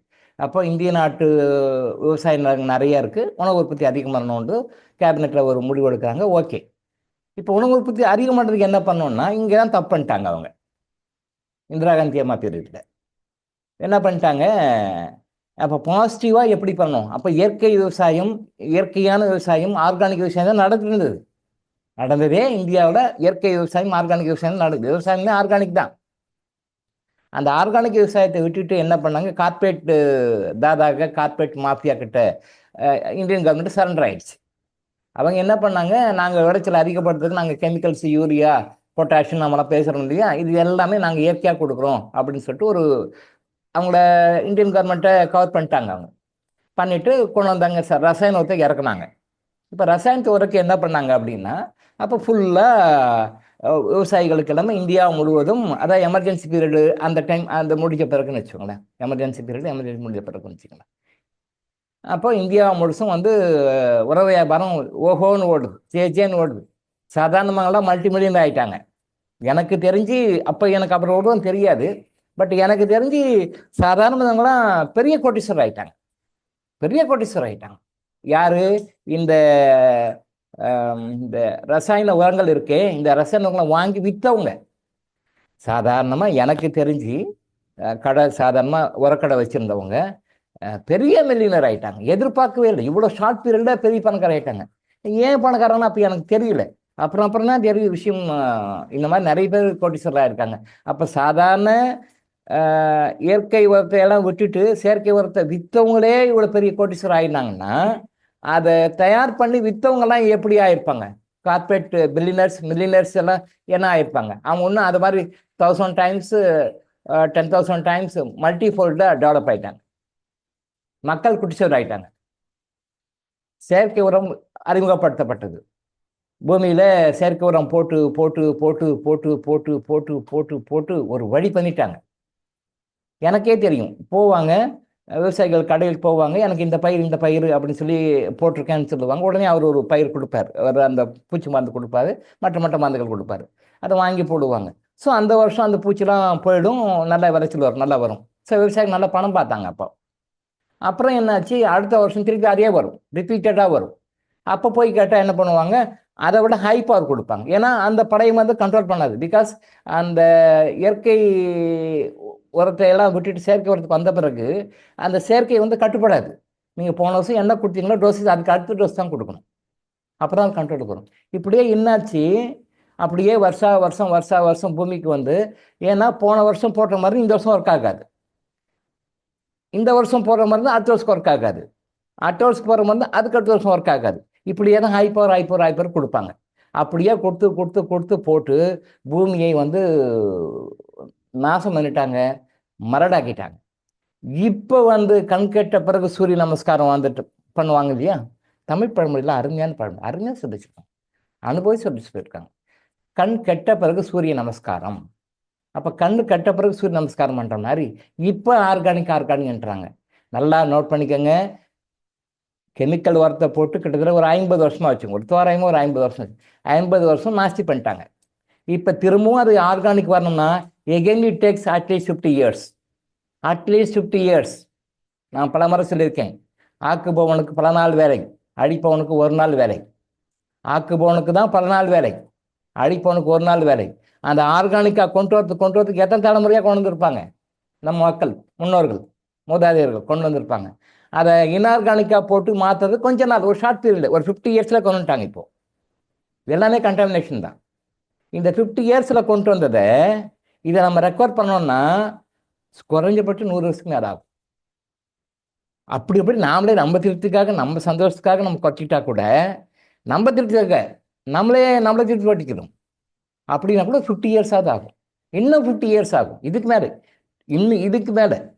அப்போ 50 இயர்ஸ் இன்னுமே ஆகும். அப்போ தான் நேச்சுரல் ஆர்கானிக் வரணும் போது, இப்போ ஆர்கானிக் நான் சொல்கிறது நம்மளை நாம ஏமாற்றி கொள்கிற முறையா இல்லை என்ன முறை நீங்கள் யோசனை பண்ணிக்கலாம். நம்மளை நாம ஏமாற்றிக்கிறோம். அப்படின்னா என்ன, அப்போ பொய்யா? இல்லை, ஆர்கானிக்னு சொல்கிறது எல்லாமே முழுமையான ஆர்கானிக் தான். முடிஞ்ச வரைக்கும் ஆர்கானிக், முழுமையான ஆர்கானிக் கிடையாது. முழுமையான ஆர்கானிக் வந்தால் எகெயின் குறைஞ்சபட்சம் 50 இயர்ஸ்க்கு ஆகும், இன்னும் 50 இயர்ஸ் ஆகும், அதுக்கு மேலே தான் ஆகும், 100 இயர்ஸே ஆகும். நம்ம திருப்திக்காக சொல்லிக்கிறோம், சீக்கிரம் பண்ணிக்கலாம் அப்படின்னு. அப்போ நம்ம சாப்பிட்றது எல்லாமே கெமிக்கல் தான் சாப்பிட்றோம். கெமிக்கலாக சாப்பிட்டுட்டு இருந்தால், ஆர்கானிக்னு சொன்னாங்க, திரும்பவும் சொல்கிறேன், ஆர்கானிக் நீங்கள் வாங்குறது எல்லாமே 100% ஆர்கானிக் கிடையாது. வேணா ஒரு 30 வச்சுக்கலாம், 40 வச்சுக்கலாம், மேக்ஸிமம் 50 வச்சுக்கலாம். நீங்கள் 100% ஜென்யூன், 100% சர்டிஃபிகேட் கொடுக்குறேன் அப்படின்னாலும் கூட அதிகபட்சம் 50% தான் ஆர்கானிக்னு வச்சுக்கலாம்.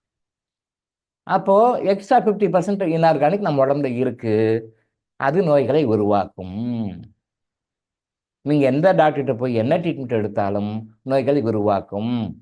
நீங்கள் சாப்பிட்ற சாப்பாடுன்னு நினைக்கிறீங்க, அது கிட்டத்தட்ட நீங்கள் எந்த சாப்பிட்டாலும், ஈவன் ட்ரிங்க்ஸு, பால் சாப்பிட்றீங்க, மோர் சாப்பிட்றீங்க, இல்லை வேறு ஃப்ரூட் ஜூஸ் சாப்பிட்றீங்க, காய் சாப்பிட்றீங்க, நீங்கள் என்ன தான் இயற்கை முறையில் போய் தலைகள் நின்று சாப்பிட்டாலும் கூட குறைஞ்சபட்சம் பாதி ஸ்லோ பாய்சன் தான் நம்ம சாப்பிட்றோம். ஸ்லோ பாய்சன் தான் நாம் சாப்பிட்றோம்.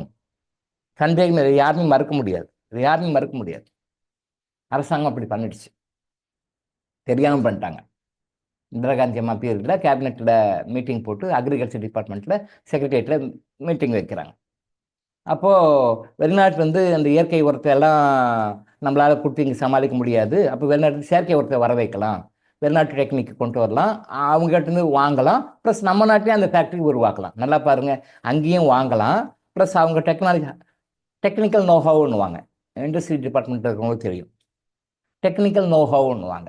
டெக்னிக்கல் நோஹவுன்னா அந்த டெக்னாலஜி நம்மக்கிட்ட இல்லை, அது அவங்ககிட்ட வாங்கிக்கிறோம். அதுக்கு ஒரு ராயல்ட்டி கொடுப்பாங்க, அதுக்கு ஒரு பேமெண்ட் கொடுப்பாங்க. பேமெண்ட் கொடுத்து டெக்னிக்கல் நோஹவ் வாங்கி அதை வந்து இங்கே அதை மேனிப்புலேட் பண்ணி பணம் பண்ணுவாங்க. அந்த மாதிரி பண்ணாங்க. அங்கேருந்து வாங்கினாங்க, ப்ளஸ் இங்கேயும் உற்பத்தி பண்ணாங்க.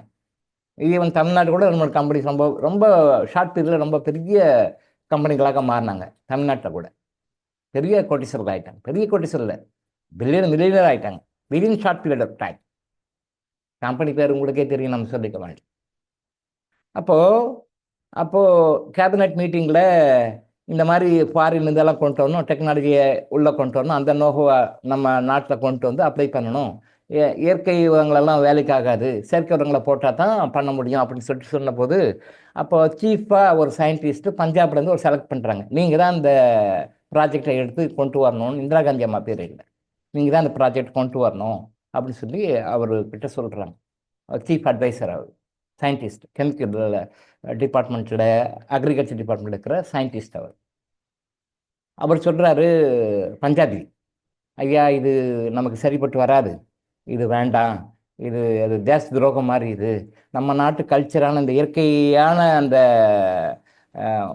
விவசாய முறையை வந்து இது மாற்றி ரொம்ப கொலாஸ் பண்ணி, இதனால் பின்விளைவுகள் ரொம்ப பாதிப்பு அதிகமாக இருக்கும், என்னால் முடியாதுன்னு சொல்லிடுறாரு. அப்புறம் இந்திரா காந்தி அம்மா கிட்ட போகிறாங்க அந்த மினிஸ்டர். அப்புறம் அவங்க போகிறாங்க, அங்கேயும் அவங்களும் கேட்குறாங்க, இது நீங்கள் பண்ணுறாங்க ப்ராஜெக்ட் பண்ணி இல்லைங்கம்மா என்னால் முடியாது, இது வேண்டாம், இது ரொம்ப தப்பான விஷயம், இது தப்பான விஷயம் போகக்கூடாது, இதனால் பல வகைகள் நமக்கு பிரச்சனைகள் வரும்னு சொல்லிட்டு அட்வான்ஸாக தீர்க்க தேசம் அப்போ சொல்லியிருக்காரு. இந்திரா காந்தி அம்மா கிட்டே சொல்லியிருக்காரு. சரி ஓகே வந்துட்டாங்க. ஆனால் ப்ரெஷர் மேலே ப்ரெஷர், நீங்கள் பண்ணி தான் ஆகணும் மாதிரி ரிசைன் பண்ணிட்டு போயிட்டார் அவர். ஐயா இந்த தப்பை நான் செய்ய மாட்டேன், இது நான் பண்ண மாட்டேன், இது பெரிய தேச துரோகம், இது பெரிய தேச துரோகம், இது இன்னும் நம்ம லாங்குவேஜில் இப்போ லேட்டஸ்ட் லாங்குவேஜில் சொன்னோம்னா அது பெரிய டெரரிசம் மாதிரி, அக்ரிகல்ச்சர் டெரரிசம்ன்ற வேர்டை யூஸ் பண்ணி அதை எக்ஸ்பிளைன் பண்ணால் it is a type of agricultural terrorism. நான் பண்ண மாட்டேன்ட்டு அவர் ரிசைன் பண்ணிட்டே போயிட்டார். ஐஏஎஸ் ஆஃபீஸர் அவர், ப்ளஸ் சயின்டிஸ்ட்டு. அதுக்கு பிறகு நம்ம சுவாமிநாதன் எடுத்து போடுறாங்க. நம்ம சாமிநாதன் வேளாண் விஞ்ஞானி சொல்கிறோமே, இவர் போடுறாங்க. இவர் ஓகேன்னுறாரு. இவர் ஓகே, ரைட், ஓகே நான் பண்ணுறேன்னாரு. அவர் வானான்னு சொல்லிட்டு தேசப்பட்டு விட்டு வெளியே போயிட்டாரு. ஆனால் நம்ம இன்னைக்கு பாராட்டுறோமே சுவாமிநாதன், இயற்கை விஞ்ஞானி, தமிழக வேளாண் விஞ்ஞானி சொல்கிறோமே, அவர் தான் இதுக்கெல்லாம் பிள்ளையார் சொல்லி போட்டு ஆரம்பித்து வச்சவர். பின்னாளில் அவர் தவறு உணர்ந்தார். பின்னாலே ஐயோ நான் தப்பு பண்ணிட்டேன், இந்த மாதிரி பண்ணியிருக்கக்கூடாது அப்படின்னு சொல்லி ஃபீல் பண்ணார். பப்ளிக்லேயே ஒரு இன்டர்வியூவில் சொல்லியிருக்காரு அவர், ஒரு மீடியாவில் ஒரு தடவை அவர் சொல்லியிருக்காரு, ஆமாம் அது பண்ணியிருக்கக்கூடாது, தெரியாமல் பண்ணிட்டேன், நானும் அதை சப்போர்ட் பண்ணி கொண்டுட்டேன், ஏன்னா நிறைய பாதிப்புகள் இருக்குது, எனக்கே மனசு கஷ்டமாக தான் இருக்குது, தெரியாமல் பண்ணிட்டேன்னு அப்போ ஃபீல் பண்ணுறாரு. ஃபீல் பண்ணி இப்போ என்ன ஆக போகுது, எல்லாம் கெட்டு போயாச்சு, இன்னும் ஃபீல் பண்ணி என்ன ஆக போகுது? எல்லாருக்கும் தெரியுமா, அவர் கடைசி வரைக்கும் இயற்கையாக விளைந்த உணவுகள் தான் அவர் சாப்பிட்டார். எத்தனை பேர் தெரியும்? வேளாண் விஞ்ஞானி எல்லாருக்கும் செயற்கை உரம் கொண்டு வந்து, இந்தியாவை செயற்கை உரம் கொண்டு வந்து பூமியெல்லாம் ஒரு வழி பண்ணிட்டாலும் கூட, not only in Tamil Nadu, throughout India பண்ணிட்டாலும் கூட, அவர் கடைசி காலம் வரையில் இயற்கையான முறையில், ஆர்கானிக் முறையில் விளைந்த அந்த உணவுப் பொருட்களை தான் அவர் சாப்பிட்டார் என்று எத்தனை பேர் தெரியாது. அவர் கடைசி வரைக்கும் அதான் சாப்பிட்டார். அவரும் உணர்ந்துட்டாரு. ஆனால் அவர் என்ன பண்ணோம், நடந்தாலே போச்சு, இப்போ ஒன்றும் பண்ண முடியாது, பாஸ்ட் இஸ் பாஸ்ட். ஆனால் அவர் தன்னுடைய வாழ்நாளில் கடைசி வரைக்கும் அந்த இயற்கை உணவை கரெக்டாக ஃபாலோ பண்ணி சாப்பிட்டார். அந்த விஷயம் நான் பாராட்டினார். சரியா? இதுதான் நடந்துட்டு இருக்கு. இன்னைக்கு நம்ம சாப்பிட்ற சாப்பாடு எல்லாமே வந்து கெமிக்கல் தான் சாப்பிட்ருக்கோம். எல்லாமே கெமிக்கல் தான் சாப்பிட்றோம். கெமிக்கலை தவிர வேறொன்றும் இல்லை. Slow poison. ரெண்டாவது என்ன பண்ணிட்டாங்க, நான் பலமுறை அடிக்கடி சொல்லுவேன், இயற்கைக்கு மாறாக நான் எதை செய்தாலும் நமக்கு அடி விழும். இயற்கைக்கு மாறாக எதையுமே செய்யக்கூடாது. இயற்கையோட டியூன் ஆயிடணும். Life in tune with nature. Life in tune with nature. மைண்டில் வச்சுக்கோங்க, இது standard formula. Life in tune with nature. இயற்கையோட எப்பெல்லாம் நம்ம டியூன் ஆகலையோ அப்பெல்லாம் will be punished. No excuses. எக்ஸ்கியூஸே கிடையாது. 100% பனிஷ் பண்ணணும். பனிஷ்மெண்ட் கண்டிப்பாக உண்டு. எஸ்கேப் எல்லாம் ஆக முடியாது. எஸ்கேப்பே ஆக முடியாது. இயற்கை எப்போ மீறினாலும் அடி விடும். இயற்கை கரெக்டாக கொடுத்துருக்கு. கத்திரிக்காய் கொடுத்துருக்கு, வெண்டைக்காய் கொடுத்துருக்கு, எல்லாமே கொடுத்துருக்கு, எல்லா பழங்களும் எல்லாமே கொடுத்துருக்கு. இயற்கை கடவுள் கொடுத்துருக்கிறாரு. இதில் வந்து நீங்கள் வர்றதெல்லாம் ஈல்டு கம்மியாக வருது, இந்த ஈல்டெல்லாம் பத்தாது, மனுஷனுக்கு பத்தாது, நான் ஈல்டு அதிகமாக வர வைக்கிறேன்னு சொல்லிட்டு ஜெனட்டிக்கலி மாடிஃபை கடவுளுடைய பிளான் தான் நாம் கொடுக்க நுழையிறோமா. ஜெனட்டிக்கலி மாடிஃபைடு உள்ளே போய் அதே வெண்டைக்காய் தான், ஆனால் ஈல்டு நிறைய வரும். அதே கத்திரிக்காய் தான் ஈல்டு நிறைய வரும். அதே நெல் தான் அதிக மகசூல் கொடுக்கும், ஷார்ட் பீரியடில் வரும் அப்படின்னு சொல்லிட்டு கடவுளுக்கே நாம் பாடம் சொல்லி கொடுக்க ஆரம்பிச்சிட்டோம். அதனால தான் இன்னைக்கு மனித சமுதாயம் கஷ்டப்படுகின்றது. ஜெனட்டிக்கலி மாடிஃபைடு, இப்போ நம்ம சாப்பிட்றது எல்லாமே ஜிஎம் தான், ஜெனட்டிக்கலி மாடிஃபைடு தான். சாதாரண கத்திரிக்காயிலிருந்து, பழத்திலிருந்து, அரிசியிலிருந்து, கோதுமையிலிருந்து நாம் என்னெல்லாம் சாப்பிட்றோமோ எல்லாமே ஜெனட்டிக்கலி மாடிஃபைடு தான். அது அரசாங்கம் என்ன பண்ணுது, நம்ம வந்து அந்த ஈல்டு டைம் வந்து குறைக்கணும், அந்த ஈல்டு ரேஷியோ வந்து அதை அதை அது என்ன தமிழில் விளைச்சல் சொல்லுவோம் இல்லையா, விளைச்சலுடைய விகிதத்தை வந்து அதிகமாக இருக்கணும், விளைச்சலுடைய பலன் அந்த வேல்யூவும் அதிகமாக இருக்கணும், அந்த ப்ரொடக்ஷனும் குவான்டிட்டி அளவு அதுவும் அதிகமாக இருக்கணுன்றதுக்காக ஜெனட்டிக்கலி மாடிஃபை. எதையெல்லாம் நீங்கள் ஜெனட்டிக்கலி மாடிஃபை சாப்பிட்றீங்களோ அத்தனையும் உங்களுக்கு நோய்களை உருவாக்கும். எந்த டாக்டரும் ஒன்றும் பண்ண முடியாது, உங்களை எந்த ஹாஸ்பிட்டலும் ஒன்றும் பண்ண முடியாது. ஸ்லோ பாய்சன் கொடுத்து ஒரு நிமிஷமும் நீங்கள் செத்து கொண்டிருக்கிறீர்கள். இயற்கையாகவே இயற்கை மரணத்துக்கெல்லாம் போல செயற்கையாக நீங்கள் மரணம் ஆக்கப்பட்டிருக்கணும். மரணம் you are going towards the death, artificial death. அந்த இயற்கை மரணம் இல்லாமல் செயற்கை மரணம் ஸ்டெப் பை ஸ்டெப் போயிட்டுருக்கோம். எல்லாருமே அப்படி தான் போயிட்டுருக்கோம். எல்லாமே பாய்சன் தான் சாப்பிட்ருக்கோம். எத்தனை பேர் தெரியும்? அது அரசாங்கத்துக்கே தெரியாது.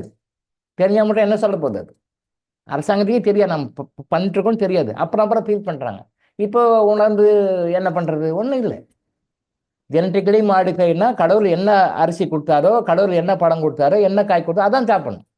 அதை விட்டு நான் போய் ஜெனட்டிக்கலாக மாடிஃபை பண்ணுறேன், எனக்கு ஈல்டு நிறைய வரும், எனக்கு வந்து ஷார்ட் கிராப் டைம் வந்து எனக்கு ஷார்ட்டேஜ் ஆகும், நம்ம குறைச்சோம்னா அங்கே வைக்கிற அப்போ நீ என்னை விட பெரியாளா, அப்போ நீ அவ்வளோ செய்வியா, சரி போன்னு விட்டுறாரு.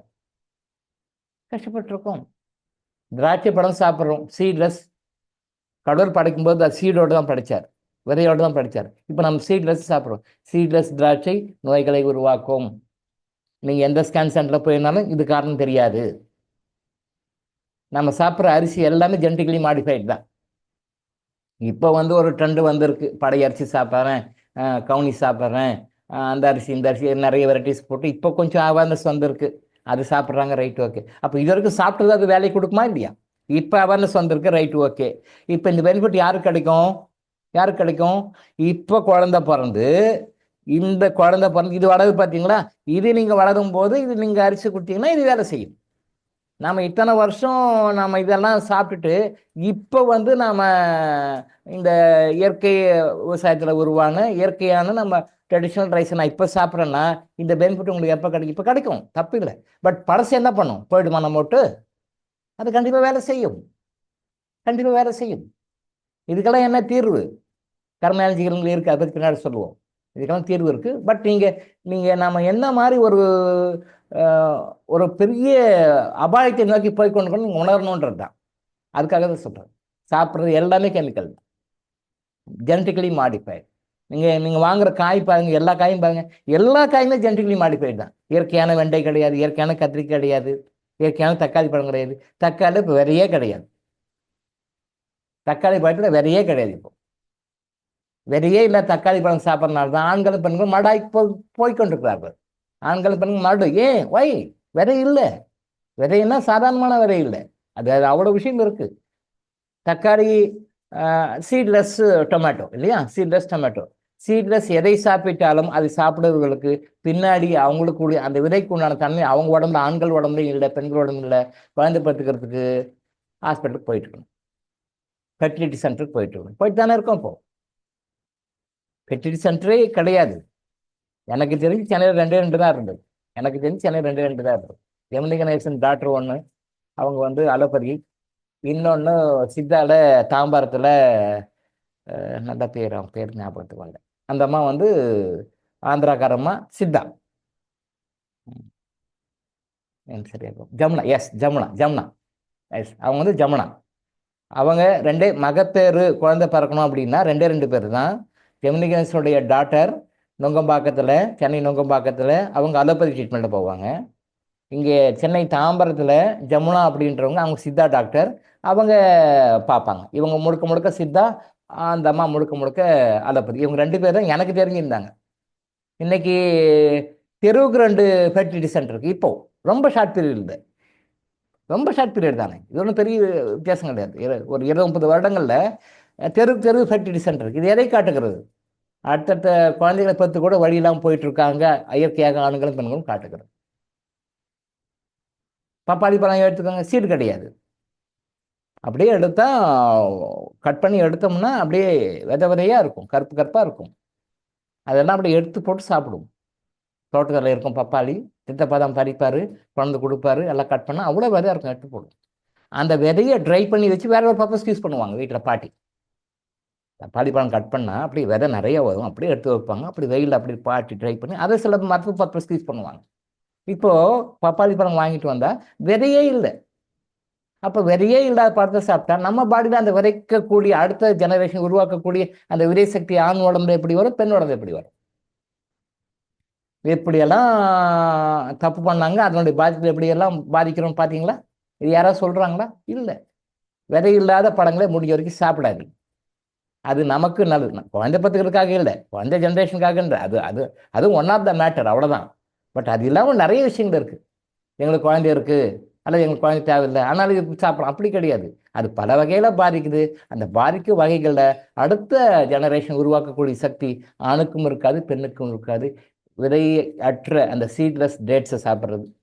சீட்லெஸ் டேட்டாவது அதை எடுத்துடுறாங்க, எடுத்துகிட்டு உங்களுக்கு கொடுக்குறாங்க. அதாவது செயற்கையாக அந்த டேட்ஸ் எல்லாம் எடுத்துகிட்டு சீட்லெஸ் கொடுக்குறாங்க. பட் நம்ம சாப்பிட்ற மாதிரி seedless fruits, seedless papaya, seedless வேற என்ன, பப்பையா அது இருக்குது, தக்காளி இருக்குது, இந்த மாதிரி விஷயங்கள்லாம் சீட் இல்லாமல் அதெல்லாம் சாப்பிட்டோம்னா நம்ம உடம்பு அடிவாங்க, பல வகையில் அடிவாங்க.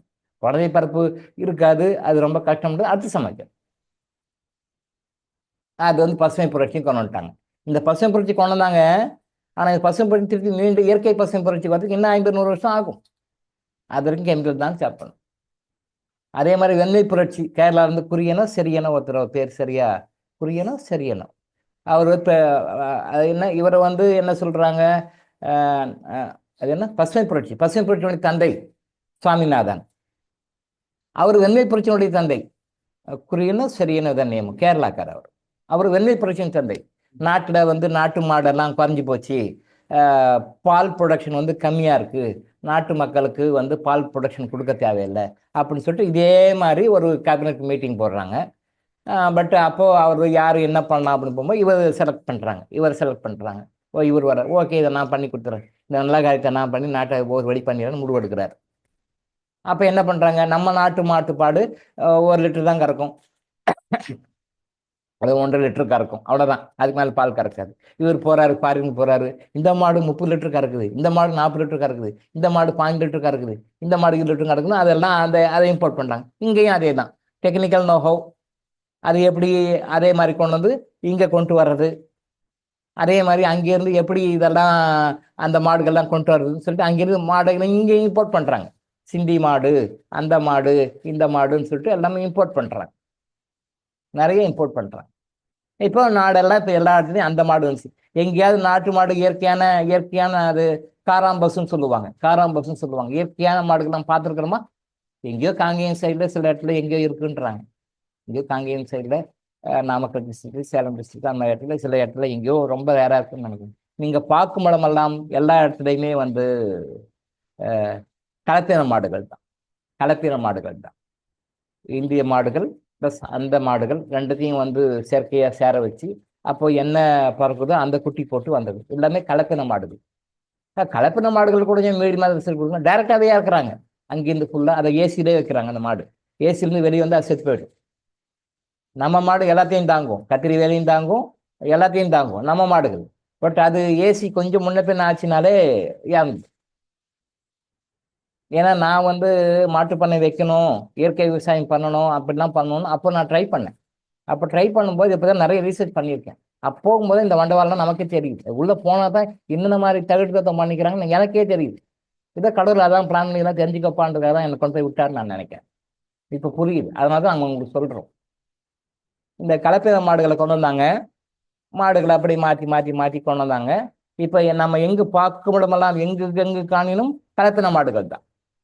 அப்போ இயற்கையான நாட்டு பசு, காராம் பசு, அந்த பால் நீங்கள் குடிச்சிங்கன்னா உடம்புல இருக்கிற நோய்கள் போகும், உடம்புல இருக்கிற நோய்கள் போகும்.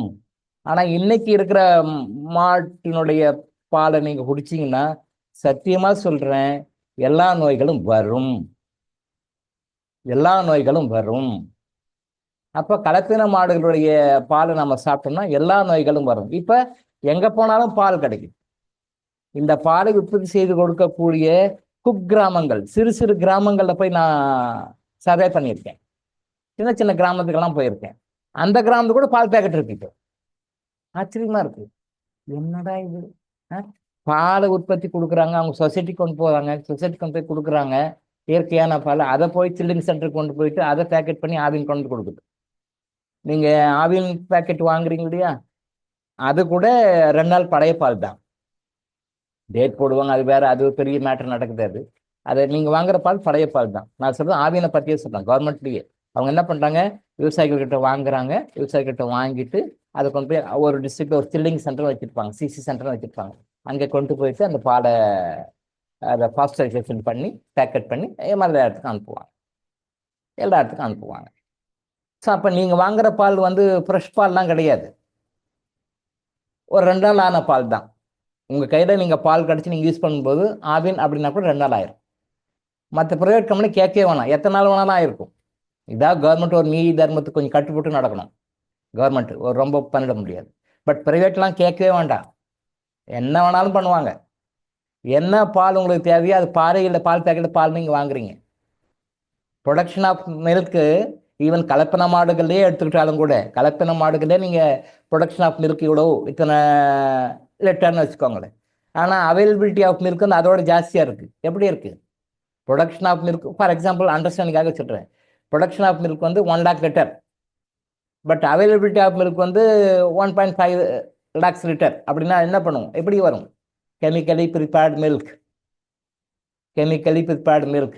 அங்கே கன்சர்ன்டு கெமிக்கல்ஸும் கன்சர்ன்டு வாட்டரும் ரெண்டும் பண்ணி உங்களுக்கு மில்காக கொடுக்குறாங்க. நீங்கள் தான் அதையும் சாப்பிட்டுட்டு இருக்கிறீங்க, நீங்களும் சாப்பிட்றீங்க. காஃபி டீ கடையில் எல்லாமே அதான் வைக்கிறாங்க. நம்ம மில்கெல்லாம் பார்க்குறது it is a type of slow poison, white poison. அவர் வந்து ஒரு புண்ணியமாக அவர் பண்ணி வச்சுட்டு போயிட்டா. இப்போ என்ன கிடைக்கும், எங்களுக்கு எப்போ போனாலும் பால் கிடைக்கும், எங்கே போனாலும் கிடைக்குது.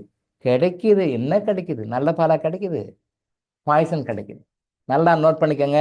சுகர் இருக்கிறவங்க இந்த பாலை அவாய்ட் பண்ணிங்கனாலே சுகர் கண்ட்ரோலுக்கு வரும்.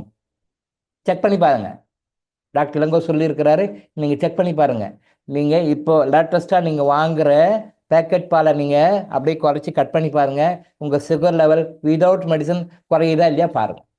ஒரு 10 days, ஒரு 15 days ஆர் 1 month செக் பண்ணி பாருங்கள். நான் சொல்லியிருக்கேன், நிறைய பேர் சொல்லியிருக்காங்க, எங்கிட்ட ஃபீட்பேக் கொடுத்துருக்காங்க. ஃபீட்பேக் கேட்பேன், சொல்லுங்கன்னு.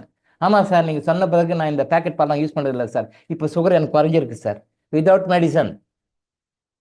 விதவுட் மெடிசன் இங்கே தான் விஷயம். நான் மருந்துக்கே போகல, இறைக்கட்டளைகளில் மருந்து வந்து கடைசியாக தான் வருது. நோய் இல்லாமல் வாழவும், ஆரோக்கியமாக வாழவும், சர்ஜரி எல்லாம் எதுவும் இல்லாமல் வாழவும், என்னென்ன இருக்கோ இதெல்லாம் மெடிக்கல் சம்பந்தப்பட்ட எல்லாமே ஆரோக்கியமாக வாழணும் அப்படின்னு சொல்லி சொன்னால், சர்ஜரி வேண்டாம், ஸ்கேன் வேண்டாம், எதுவுமே வேண்டாம் அப்படின்னு சொல்லி சொன்னால் என்ன பண்ணணும்னு ஃபாலோ பண்ணோம்னா, மருந்து கொஞ்சம் ஓரம் கட்டுங்க, அது கடைசியாக வச்சுக்கோங்க. எந்த மருந்தாக இருந்தாலும், சித்த ஆயுர்வேத மருந்து கூட கடைசியாக வச்சுங்க, மருந்து கூட கடைசியாக வச்சுக்கோங்க. இதெல்லாம் ஃபாலோ பண்ண நோய் வர போயிடும், வந்த நோய் போயிடும். ஆனால் என்ன ஆகும்னா மருந்து தான், உடனே மருந்து தான், உடனே எந்த எண்டுக்கு கடைசியாக வச்சுக்கோங்க. அது சும்மா ஊறுகாய் மாதிரி வச்சுக்கோங்க மருந்து. அப்படின்னா எடுத்தோடனே ஊறுகாய்க்கு தான் போகிறது. சாப்பாடு மெயின் சாப்பாடே ஊறுகாய் தான். நான் ஊறுகாய் மாதிரி தொட்டுக்கோங்க மருந்தேன்றேன், ஊறுகாய் மாதிரி வச்சுக்கோங்க. சும்மா அப்படி அப்படி ஒரு டேஸ்ட்டுக்காக அது கொஞ்சம் உள்ள அதை இழுத்து கொடுக்கும். ஊறுகாய் வந்து சாப்பாடு வந்து உள்ளே இழுத்து கொடுக்கும். சித்தர்கள் வந்து சாதாரணமான மிகப்பெரிய மகான்கள் அவங்களெல்லாம் அது ஏன் அந்த ஊறுகாயில் எத்தனை வகையை கிரியேட் பண்ணி கொடுத்தவங்களோ அவங்க தான். ஊறுகாய் ஏன் சாப்பிடணும், எதுக்கு சாப்பிடணும் அப்படின்னு சொல்லி அந்த ஒரு 12 வகையான ஊறுகாய்களை வந்து சித்தர்கள் ஃபார்முலா கொடுத்துருக்காங்க. இந்த மாதிரி ஊறுகாய் செஞ்சு சாப்பிடணும்னு சொல்லிட்டு அந்த ஊறுகாய் சாப்பிட்டோம்னா எப்பேற்பட்ட நோயும் சரியாயிடும். எப்பேற்பட்ட பெட்டனாக இருந்தவனும் ரொம்ப ரொம்ப சீக்கிரமே வித்தின் ஷார்ட் பீரியட் வந்து அவன் ரெக்கவர் ஆகி நல்லா வந்துடுவான். அந்த ஊறுகாய்க்கு அவ்வளோ பவர் இருக்குது. அந்த ஃபார்முலா 12 ஃபார்முலா கொடுத்துருக்காங்க சித்தர்கள். நீங்கள் கடையில் வாங்கி சாப்பிட்ற ஊறுகாய் இல்லை. நீங்கள் கடையில் வாங்கி சாப்பிட்ற ஆந்திரா ஊறுகாய் அந்த ஊறுகாயில் கிடையாது. இது வேற. இது கெமிக்கலி பிற்பாடு ஊறுகாய். அந்த ஊறுகாய் சித்தர்கள் சொன்ன பாம்பலா ஊறுகாய் வேற. இப்போ நம்ம கடையில் வாங்கி ஊறுகாய் சாப்பிட்றோமே அந்த ஊறுகாய் வேற. சொந்தமாக நம்ம வீட்டில் போட்டோம்னா அந்த ஊறுகாய் பெர்ஃபெக்ட்னு சொல்லிக்கலாம். ஓரளவுக்கு நம்ம வீட்டில் சொந்தமாக போடுவாங்க. அப்போல்லாம் அம்மா போடுவாங்க, பாட்டி போடுவாங்க, வீட்டிலே போடுவாங்க, கடையில் வாங்க மாட்டாங்க. அது ஓரளவுக்கு பரவாயில்ல. அது நாட் பேட், நன்மை தான் பண்ணும். கடையில் வாங்குற ஊறுகாயும் பக்கா கெமிக்கல்ஸ் தான். சரி, ஏதோ வேறு வழியாமல் சாப்பிட்டு நாம் நோய் வர வச்சுக்கலாம் சந்தோஷமாக. பட் சித்தர்கள் சொல்லுகின்ற அந்த ஊறுகாய் உடம்புல இருக்கிற நோய்களை போக்கும், சாப்பிட நல்ல ஈர்த்து கொடுக்கும், சாப்பிட்ற எசன்ஸ் உடம்புல ஈர்த்து கொடுக்கும். ஸோ ஊறுகாய் கண்டுபிடிச்சவங்க சித்தர்கள் தான். சரியா? அப்போது அந்த சாப்பாடை எந்த முறையில் சாப்பிடணும், எந்த மாதிரி உள்ள சாப்பிட்டா சரியாகும் அப்படின்ற விஷயத்தை எந்த அளவுக்கு தெளிவாக சொல்லியிருக்காங்க. இப்போ இந்த பாடம் சாப்பிட்டோம்னா ஃபீட்பேக் என்ன கொடுக்குறாங்கன்னா, டாக்டர் நான் கிட்டத்தட்ட 5 நாளாக சாப்பிட்றேன், 1 மந்த்தாக சாப்பிடல, காஃபி டீ எந்த மெத்தட்லையும் பால் இல்லாமல் வேறு ஏதாவது போட்டு சாப்பிடுங்க, பட் பால் சாப்பிடல சார், எனக்கு சுகர் லெவல் இவ்வளோ குறைஞ்சிருக்குன்னு சொல்லி பண்ணணும், விதவுட் மெடிசன். ஸோ நம்ம சொல்கிறது எல்லாமே கர்மானுஜிங்க சொல்கிறது எல்லாமே மருந்தே இல்லாமல் உங்களால் எந்த அளவுக்கு ஆரோக்கியத்தை மெயின்டைன் பண்ணிக்கொள்ள முடியும், மெயின்டைன் பண்ணிக்கோங்கன்னு சொல்கிறோம். இதெல்லாம் நான் நம்பரிங் கொடுக்கல, பட் ஃபியூச்சர் நம்பரிங் கொடுப்பேன். இதெல்லாம் நோட் பண்ணிக்கோங்க, லைஃப்பில் அப்ளை பண்ணுங்கள். என் நம்பரிங் கொடுத்தா அது கொஞ்சம் மாறி வரும், முன்ன பின்ன வரும். ஆனால் இதெல்லாம் முடிச்ச பிறகு நம்பரிங் கொடுத்துக்கலாம், 1 2 3 4 5 6 போட்டுக்கணும். பட் இப்போ சொல்கிறதெல்லாம் டே டு டேத்தில் அப்போ அன்னன்னைக்கே உடனே அப்ளை பண்ண ஆரம்பிச்சிடும். நீங்களும் அப்ளை பண்ணுங்கள், உங்களுக்கு தெரிஞ்சவங்களுக்கும் சொல்லுங்கள், சொந்தக்காரங்களுக்கும் சொல்லுங்கள், தெரிஞ்சவங்களுக்கும் சொல்லுங்கள், எல்லாருக்கும் சொல்லுங்கள். சொல்வது நம்மளுடைய கடமை. நம்ம குட் கர்மா கிரியேட் பண்ணிக்கிறோம். அதை கேட்டுக்கொள்வதும் கேட்டுக்கொள்ளாமல் கஷ்டப்படுவதும் அவங்களுடைய கர்மம். சொல்லுங்க, இந்த விஷயம் சொல்லுங்க. இதே ஒரு புண்ணிய கர்மா தான், இதே ஒரு குட் கர்மா தான்.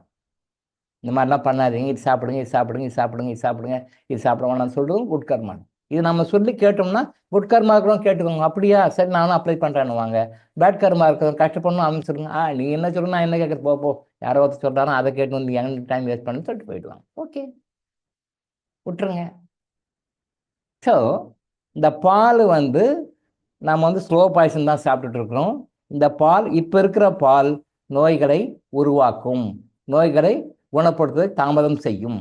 இன்னொரு வேலை என்ன பண்ணுறாங்கன்னா, பாலில் இப்போது அதாவது பால்னா பால் தான், சயின்ஸுக்கு தெரிஞ்சது அவ்வளோதான். பட்டு சித்தர்கள் அதை 2ஆக பிரிக்கிறாங்க. பசும்பாலுக்கு ஒரு குணம் உண்டு, எருமைப்பாலுக்கு ஒரு குணம் உண்டு. சில நோய்களுக்கு பசும்பால் எடுக்கணும், சில நோய்களுக்கு எருமைப்பால் எடுக்கணும். சில நோய்களுக்கு எருமைப்பால் தான் எடுக்கணும் பசும்பாலை விட. பெரும்பாலான நோய்களுக்கு பசும்பால் எடுக்கணும், எருமைப்பால் எடுக்கக்கூடாது. சில இடங்களில் எருமைப்பால் மருந்துகளை முறிக்கும். நீங்கள் ஒரு மருந்து ட்ரீட்மெண்ட் எடுத்துகிட்டு இருக்கீங்க அப்படின்னும் போது எருமைப்பால் தயிரோ சாப்பிட்டீங்கன்னா மருந்தை முறிக்கும். இப்போ சில்ட்ரன் சென்டரில் என்ன பண்ணுறாங்க, கவர்மெண்ட்லேயும் சரி மற்ற ப்ரைவேட் கம்பெனியும் சரி, எல்லா பாலையும் ஒன்றா கலந்துடுறாங்க. எருமைப்பால், பசும்பால் எல்லாத்தையும் ஒன்றா கலந்துடுறாங்க. இவங்க வாங்கும்போது அந்த ஃபேட் கண்டென்ட் வச்சு இவங்க வாங்கும்போது பசும்பால் எருமைப்பால் தனித்தனியாக அந்த லாக்டோமீட்டர் போட்டு பார்த்து இவங்க ரேட் ஃபிக்ஸ் பண்ணுறதுக்காக அந்த லாக்டோமீட்டர் போடுறாங்க. இதில் எவ்வளோ இருக்குது, இதில் எவ்வளோக்கு ஃபேட் எவ்வளோ இருக்குது, ரேட் ஃபிக்ஸ் பண்ணி அவங்களுக்கு ஒரு ரேட்டை கொடுத்துட்றாங்க. ஓகே, பட் இவங்க வாங்கிட்டு போய் எருமைப்பால் தனியாக பசும்பால் தனியாக வைக்கிறாங்களா? இல்லை, ஒன்றா மிக்ஸ் பண்ணிடுறாங்க. எல்லா பாலும் அப்படி தான். நீங்கள் எந்த கம்பெனி பால், ஈவன் இன்க்ளூடிங் ஆவின்லேருந்து எல்லா பாலுமே மிக்ஸ் பண்ணிடுறாங்க. மிக்ஸ் பண்ணிட்டாலே முடிஞ்சு போய். ஏற்கனவே பாலே தப்பு, ஏற்கனவே இயற்கை முறை பால் கிடையாது, கலப்பின பால். கலப்பின பால்ன்றது அது உள்ள நோய்களை உருவாக்கும், நோய்களை உருவாக்கும். அதாவது நம்ம மாடு எடுத்துக்கோங்க, எந்த வெயில் எதையும் தாங்கும். அப்போது அது உற்பத்தி செய்கின்ற பால் எப்படி இருக்கும், அதே தன்மையை நமக்கு கொடுக்கும். அது குடிக்கிற குழந்தைக்கும் சரி, யூஸ் பண்ணுற பெரியவங்களுக்கும் சரி, அந்த தண்ணி நமக்கு கொடுக்கும். ஏன்னா எந்த வெயிலையும் எந்த குடியையும் தாங்கக்கூடிய சக்தி, எந்த நோயையும் தாங்கக்கூடிய சக்தி, ஈர்ப்பு சக்தி நமக்கு கொடுக்கும். ஆனால் ஃபாரின்லேருந்து கொண்டு வர்ற அந்த ஜெர்சி நிறையா மாடுகள் இருக்குது. கிட்டத்தட்ட நான் ட்ரைனிங் எடுக்கும்போது 10-12 வகை மாடுகளை பற்றி நான் பார்த்துருக்கேன். 10 அதில் ஜெர்சி இன்னும் ஏதோ பேர் இருக்குது. ஒரு நாளைக்கு 100 லிட்டர் 150 லிட்டர் கறக்கிற பால் தான் இருக்குது. ஏசி தான் இருக்கணும். அதை நான் ட்ரைனிங்காக போன போது ஏசி கொஞ்சம் முன்ன பின்ன ரிப்பேர் ஆகி போச்சு, மாடு செத்து போச்சு. நான் ட்ரைனிங் போயிருந்த போது அந்த அவங்க ஏசியில் தான் வச்சுருப்பாங்க, பால் மட்டும் கறப்பாங்க.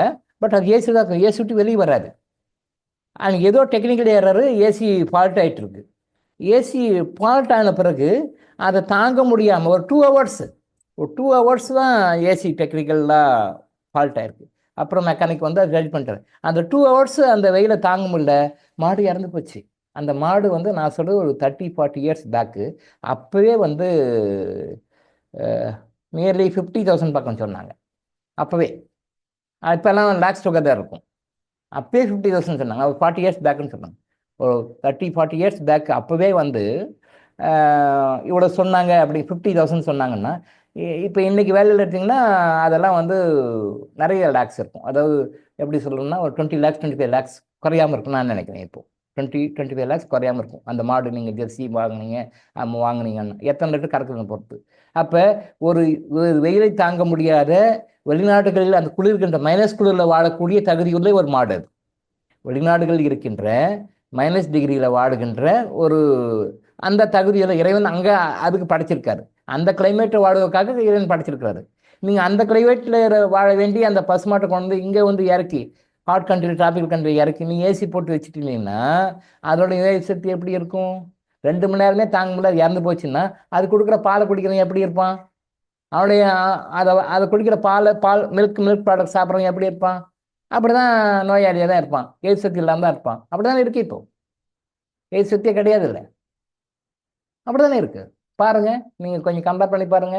தாத்தா பாட்டி காலத்தில் பாருங்க, அவங்க எப்படி பிரிஸ்காக இருந்தாங்க, எவ்வளோ ஆரோக்கியமாக இருந்தாங்க, எப்படி உழைச்சாங்க.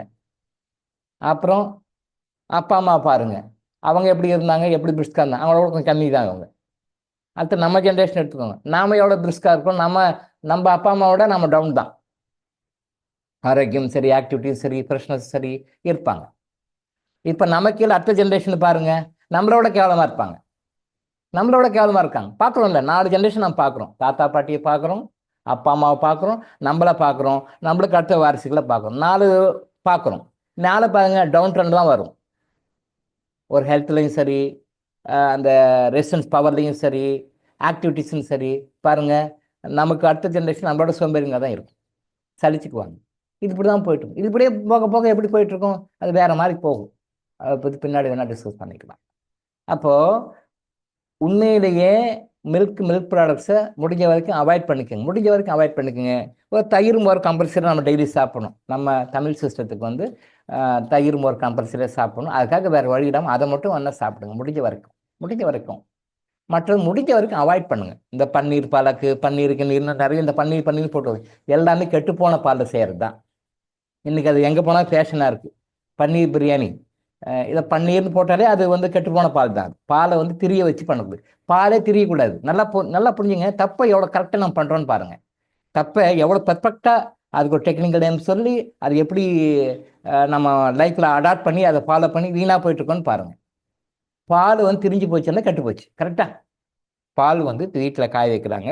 இப்போல்லாம் ஏசி வந்துச்சு, ஆகும்னா ஏசியில் வச்சுக்கிறாங்க. அதை ஒன்றும் கொஞ்சம் கடை வச்சு அப்புறம் நல்லா சாப்பிட்றாங்க. அது வேறு. பால் வந்து நல்லா ஃப்ரெஷ்ஷாக இருக்குது நீங்கள் நினைக்கிறீங்க, இன்விசிபிளாக ஃப்ரெஷ்ஷாக இல்லை, அது கெட்டு போயிடுச்சு. உங்களுக்கு பார்க்குறதுக்கு ஃப்ரெஷ்ஷாக இருக்கும். ஆஹா, நான் ஃப்ரிட்ஜில் வச்சேன்பா, ஒரு நாள் ஆனால் நல்லா இருக்குன்னு நீங்கள் நினச்சிருக்கிறீங்க. அது கெட்டு போகணும், இன்விசிபிளாக கெட்டு போக ஆரம்பிச்சிச்சு. 3 to 4 hours தான் நீங்கள் பாலை வந்து உற்பத்தி பண்ணது, அதை பால் கறந்ததுலேருந்து மேக்ஸிமம் 4 hours கன்சியூம் பண்ணிடணும். 4 hours கன்சியூம் பண்ணிடணும், அவ்வளோதான். அப்படி கன்சியூம் பண்ணலைன்னா அதை அடுத்த ஃபார்முக்கு மாற்றிடணும். பாலை அடுத்த ஃபார்முக்கு மாற்றணும்.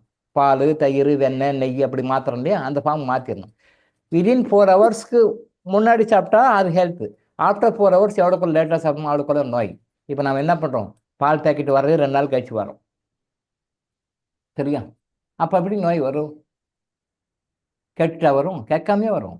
கேட்க வேணாம், வெல்கம், டோர் ஓப்பன் பண்ணி வச்சுக்கோங்க, வாங்க வெல்கம் அப்படின்னு சொல்லி கூப்பிட்றோம். நோய் வராமல் என்ன பண்ணும்? என்ன ப்ரிவென்ஷன் எடுத்தாலும் ஒர்க் அவுட் ஆகாது. ஒரு பக்கம் பாய்சன் சாப்பிட்டு இன்னொரு பக்கம் மருந்து சாப்பிட்ருக்கும். அப்புறம் அவன் ஏமாத்துறான், இந்த டாக்டர் ஏமாத்துறான், அந்த டாக்டர் ஹாஸ்பிட்டலில் ஏமாத்துறான், இவன் ஃப்ராடு பண்ணுறான், அவன் ஃப்ராடு பண்ணான், குறைச்சிட்டு இருக்கிறாங்க இல்லையா? இப்போ ஒரு 2 நாளுக்கு முன்னாடி வீடியோ போட்டோம் இல்லையா? என்ன பண்ணுவாங்க, நீங்கள் இப்படி வந்தால் அவன் அதை வச்சு காசு பண்ண தான் பார்ப்பாங்க. அது யாரை குறை சொல்லி என்ன புரியாது? Beyond our control, within our control. நம்மளால் என்ன பண்ண முடியும் அதை பண்ண முடியும். ஸோ முடிஞ்ச வரைக்கும் இந்த சுகர் பேஷண்ட்ஸை பொறுத்த வரைக்கும் அது எல்லாருமே அவாய்ட் பண்ணுங்கள். முடிஞ்ச வரைக்கும் சுகர் பேஷண்ட்ஸை கன்சம்ஷன் ஆஃப் மில்கை வந்து குறைச்சிக்கோங்க. நாட்டு மாட்டு பாலாக இருந்தால் பிரச்சனை கிடையாது.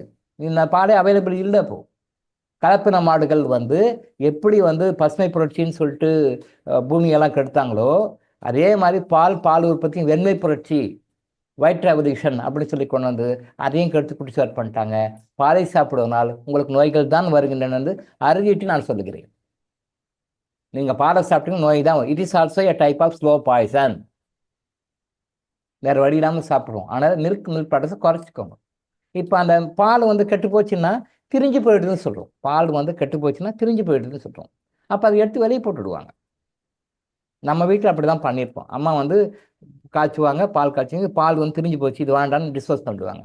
பால் திரிஞ்சு போச்சுன்னா கெட்டு போச்சுன்னுடுவாங்க. ஏமா அதை யூஸ் பண்ணக்கூடாதாம்மா? இல்லைப்பா அது கெட்டு போச்சு, அது திரிஞ்சு போச்சு, பால் யூஸ் பண்ணக்கூடாதுன்னு எடுத்து போட்டுடுவாங்க. இது வந்து எல்லா இல்லத்தரசிகளும் பண்ணது தான். இப்போது நல்லா பாருங்க, பால் வந்து வருது, ஃப்ரிட்ஜெல்லாம் கிடையாது, ஃப்ரிட்ஜ் யூஸ் பண்ண மாட்டோம். பால் கொண்டு வந்து காய்ச்சுறாங்க, பண்ணுறாங்க. ஏதோ ஒரு டைமில் ஏதோ ஒரு சுச்சுவேஷனில் திரிஞ்சு போயிடுது. ஸோ அம்மா என்ன பண்ணாங்க, திரிஞ்சு போன பால் யூஸ் பண்ணக்கூடாதுன்னு டிஸ்போஸ் பண்ணிடுவாங்க. அவ்வளோதான், அது முடிஞ்சு போச்சு. அப்போது திரிஞ்சு போன பால் வேண்டாம் உடம்பு கெடுதுன்னு திரிச்சு விட்டுரும். ஆனால் இன்றைக்கி நீங்கள் ஹோட்டல்லையும் எல்லாம் காசு கொடுத்து வாங்கி வாங்கி சாப்பிட்றீங்க இல்லையா? இந்த பன்னீர்னு ஏதோ பேர் வருது பாருங்க. பன்னீர்னு எதெல்லாம் வருதோ அது எல்லாமே பாலை திரிய வைத்து எடுக்கப்பட்ட ஒரு பொருள். நீங்கள் பன்னீர்னு ஏதோ அது ஹிந்தி வேர்டுன்னு நினைக்கிறேன், இல்லை தமிழ் வேர்டு கிடையாது, ஹிந்தி வேர்டுன்னு நினைக்கிறேன். பன்னீர் அப்படின்னா பாலை திரிய வைத்து, செயற்கையாக திரிய வைத்து. திரிய வைக்கிறதுக்கு சில கெமிக்கல்ஸ் போடுறாங்க, சில ப்ராடக்ட்ஸ் போடுறாங்க.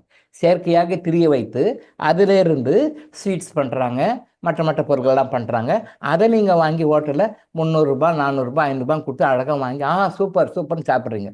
நோயை வாங்கி சாப்பிட்றீங்க, நோய் உண்டான காரணத்தை சாப்பிட்றீங்க. அப்புறம் எப்படி ஆரோக்கியம் வரும்? எப்படி வரும்? சார் நானும் சாப்பிட போயிருந்தேன் நாளைக்கு முன்னாடி வெளியில் வர இடத்துக்கு. என்ன சார் ஆர்டர் பண்ண? அதுவும் ஏதோ பன்னீர் இருக்குன்னு சொன்னேன். சார் அது சாப்பிட போகிறேன் சார்னார். தெரியல சாருக்கும், இன்றைக்கி அவருக்கும் தெரியும். போடும்போது சார் என்ன சாப்பிட்லாம்? சாப்பாடு இருந்தால் சாப்பிடுவோம். சாப்பாடு இருந்தால் இட்லி வேணா சாப்பிட்டுக்கலாம் சார். நீங்கள் என்ன சார் சாப்பிடுங்க சார்? ஏதோ பன்னீர் ஐட்டம் ஏதோ சொன்னார். நான் சொன்னேன் அது வேண்டாம் சார், அது வேண்டாம், நம்ம வேறு இப்படி சாப்பிடணும்னு சொல்லிட்டு சாப்பிட்டு வந்துட்டோம். பட் உங்களுக்கு காரணம் வந்து இப்போ கிளாஸில் பக்கத்து சொல்லும்போது தான் அவருக்கும் தெரியும். பன்னீர் சாப்பிட்டு இவர் செலக்ட் பண்ணுறாரு. சரி, நல்லது, ஓகே, இது கிடைக்குமா சார், சாப்பிடலாம் சார். பன்னீர் நீங்கள் எது சாப்பிட்டாலும் கெட்டுப்போன திரிந்து போன பாலில் செய்யப்படுகின்றது. அது வந்து பர்பஸாக பண்ணுறாங்க. அதுக்குன்னு சில லிக்விட்ஸ் இருக்குது, சில இது இருக்குது. அதை போட்டு பாலை திரிய வைப்பாங்க. அதை பாலை திரிய வச்சு அதை எடுத்து அதை ஸ்வீட்டாகவும் நிறைய பண்ணுறாங்க. நிறைய ஸ்வீட்டாக பண்ணுறாங்க, நிறைய பன்னீர். இது பாலே கெமிக்கலு, ஸ்லோ பாய்சன் சொல்லியிருக்கேன். அந்த பாலை கடை வச்சு அதுக்கு ஒரு ஃபார்ம் கொடுத்து, அதுக்கு ஒரு கடை கொடுத்து, அதை நீங்கள் ஃபங்க்ஷன்லேயும் டிஸ்ட்ரிபியூட் பண்ணுறாங்க. நிறைய உணவு வகைகளாக கொடுக்குறாங்க. நாமளும் காசு கொடுத்து வாங்கி சாப்பிட்றோம். நோயை நாம் விலை கொடுத்து வாங்குகின்றோமா இல்லையா? அப்புறம் நோய் வராமல் என்ன பண்ணும்? யார் லிஸ்ட் எடுத்தாலும் ஒன்றும் இல்லை, ஒரு 10 வருது. உங்களுக்கு என்ன ப்ராப்ளம் எழுதுங்கன்னு சொல்லி எழுதி கொடுத்துருவோம். நாங்கள் பேப்பர் கையில் கொடுத்துருவோம், எழுதுங்க, உங்களுக்கு என்னென்ன ப்ராப்ளம் இருக்கோ எழுதுங்கன்னா அப்படியே வரிசையாக எழுதுறாங்க பாருங்கள், எழுதுறாங்க. அப்புறம் அதுக்கு பிறகு கொடுத்தா அதில் ஒரு நாளைக்கு மிஸ் ஆகிருக்கும். நான் அதை ஆட் பண்ணிக்குவேன். அது அவங்களுக்கு தெரியாது, அவங்களுக்கு அந்த பிரச்சனை தெரியாது, நமக்கு இந்த பிரச்சனை இருக்குன்னு தெரியாது. அவங்க ஒரு 4 எழுதியிருப்பாங்க, இன்னொரு 4 இருக்கும். இல்லை ஒரு 10 எழுதியிருப்பாங்க, இன்னொரு 4-5 இருக்கும். அதை நான் ஆட் பண்ணி அதையும் கம்பைன் பண்ண மாதிரி தான் மெடிசன் போட்டு கொடுப்பேன். அப்போது அவங்களுக்கு தெரியாமையே சாப்பிட்றாங்க. நீங்கள் பன்னீர்ன்ற வேர்டில் எதை சாப்பிட்டாலும் அது உங்களுக்கு நோய்களை உருவாக்கும். இன்னைக்கு எங்கே பார்த்தாலும் லிவர் ப்ராப்ளம் இருக்குது. எங்கே பார்த்தாலும் லிவர் சிரோசிஸ், கேன்சர், இது எல்லாமே நம்ம சாப்பாட்டில் நிறைய வருது. இப்போ அது உணவு பற்றி எடுக்கணும்னா அது பற்றி நம்ம இலைக்கட்டைகள் உணவு ஒன்று வருது. அந்த உணவை பற்றி எடுக்கணும்னா அப்போ இந்த விஷயத்தெல்லாம் நான் அதை இன்னும் டீட்டெயிலாக சொல்கிறேன். உணவு முறையில் மாற்றம் கொண்டு வராமல், நல்லா மைண்டில் வச்சுக்கோங்க, உணவு முறைகளில் மாற்றம் கொண்டு வராமல் நீங்கள் இந்த 3ஐயும் அட்டைன் பண்ணவே முடியாது. உங்களை கடன்காரனாக இருப்பதற்கு, நீங்கள் கடனை வாங்கக்கூடிய சூழ்நிலை ஏற்படுத்துவதற்கு, நீங்கள் கடந்து வெளிவர முடியாத இருப்பதற்கு நீங்கள் உண்ணுகின்ற உணவுகள் காரணமாக இருக்கின்றன. நான் சொல்கிறேன், அதை ப்ரூவ் பண்ணுறேன். உங்களுக்கு ப்ரூவ் பண்ணேன். ஆச்சரியமாக இருக்கு, என்ன டாக்டர் இப்படிலாம் சொல்கிறீங்க, என்ன உங்களுக்கு எதுவும் ஆகிப்போச்சான்னு நினைக்காதீங்க. நான் கரெக்டாக தான் இருக்கேன், தெளிவாக தான் இருக்கேன். எனக்கு ஒன்றும் ஆகலை, தெளிவாக சொல்கிறேன், கரெக்டாக சொல்கிறேன். கடன் வாங்குகின்ற சூழ்நிலையை, பொருளாதாரத்தில் உங்களுக்கு கட்டுப்படுகின்ற சூழ்நிலையை நீங்கள் உண்ணுகின்ற உணவுகள் உருவாக்குகின்றன.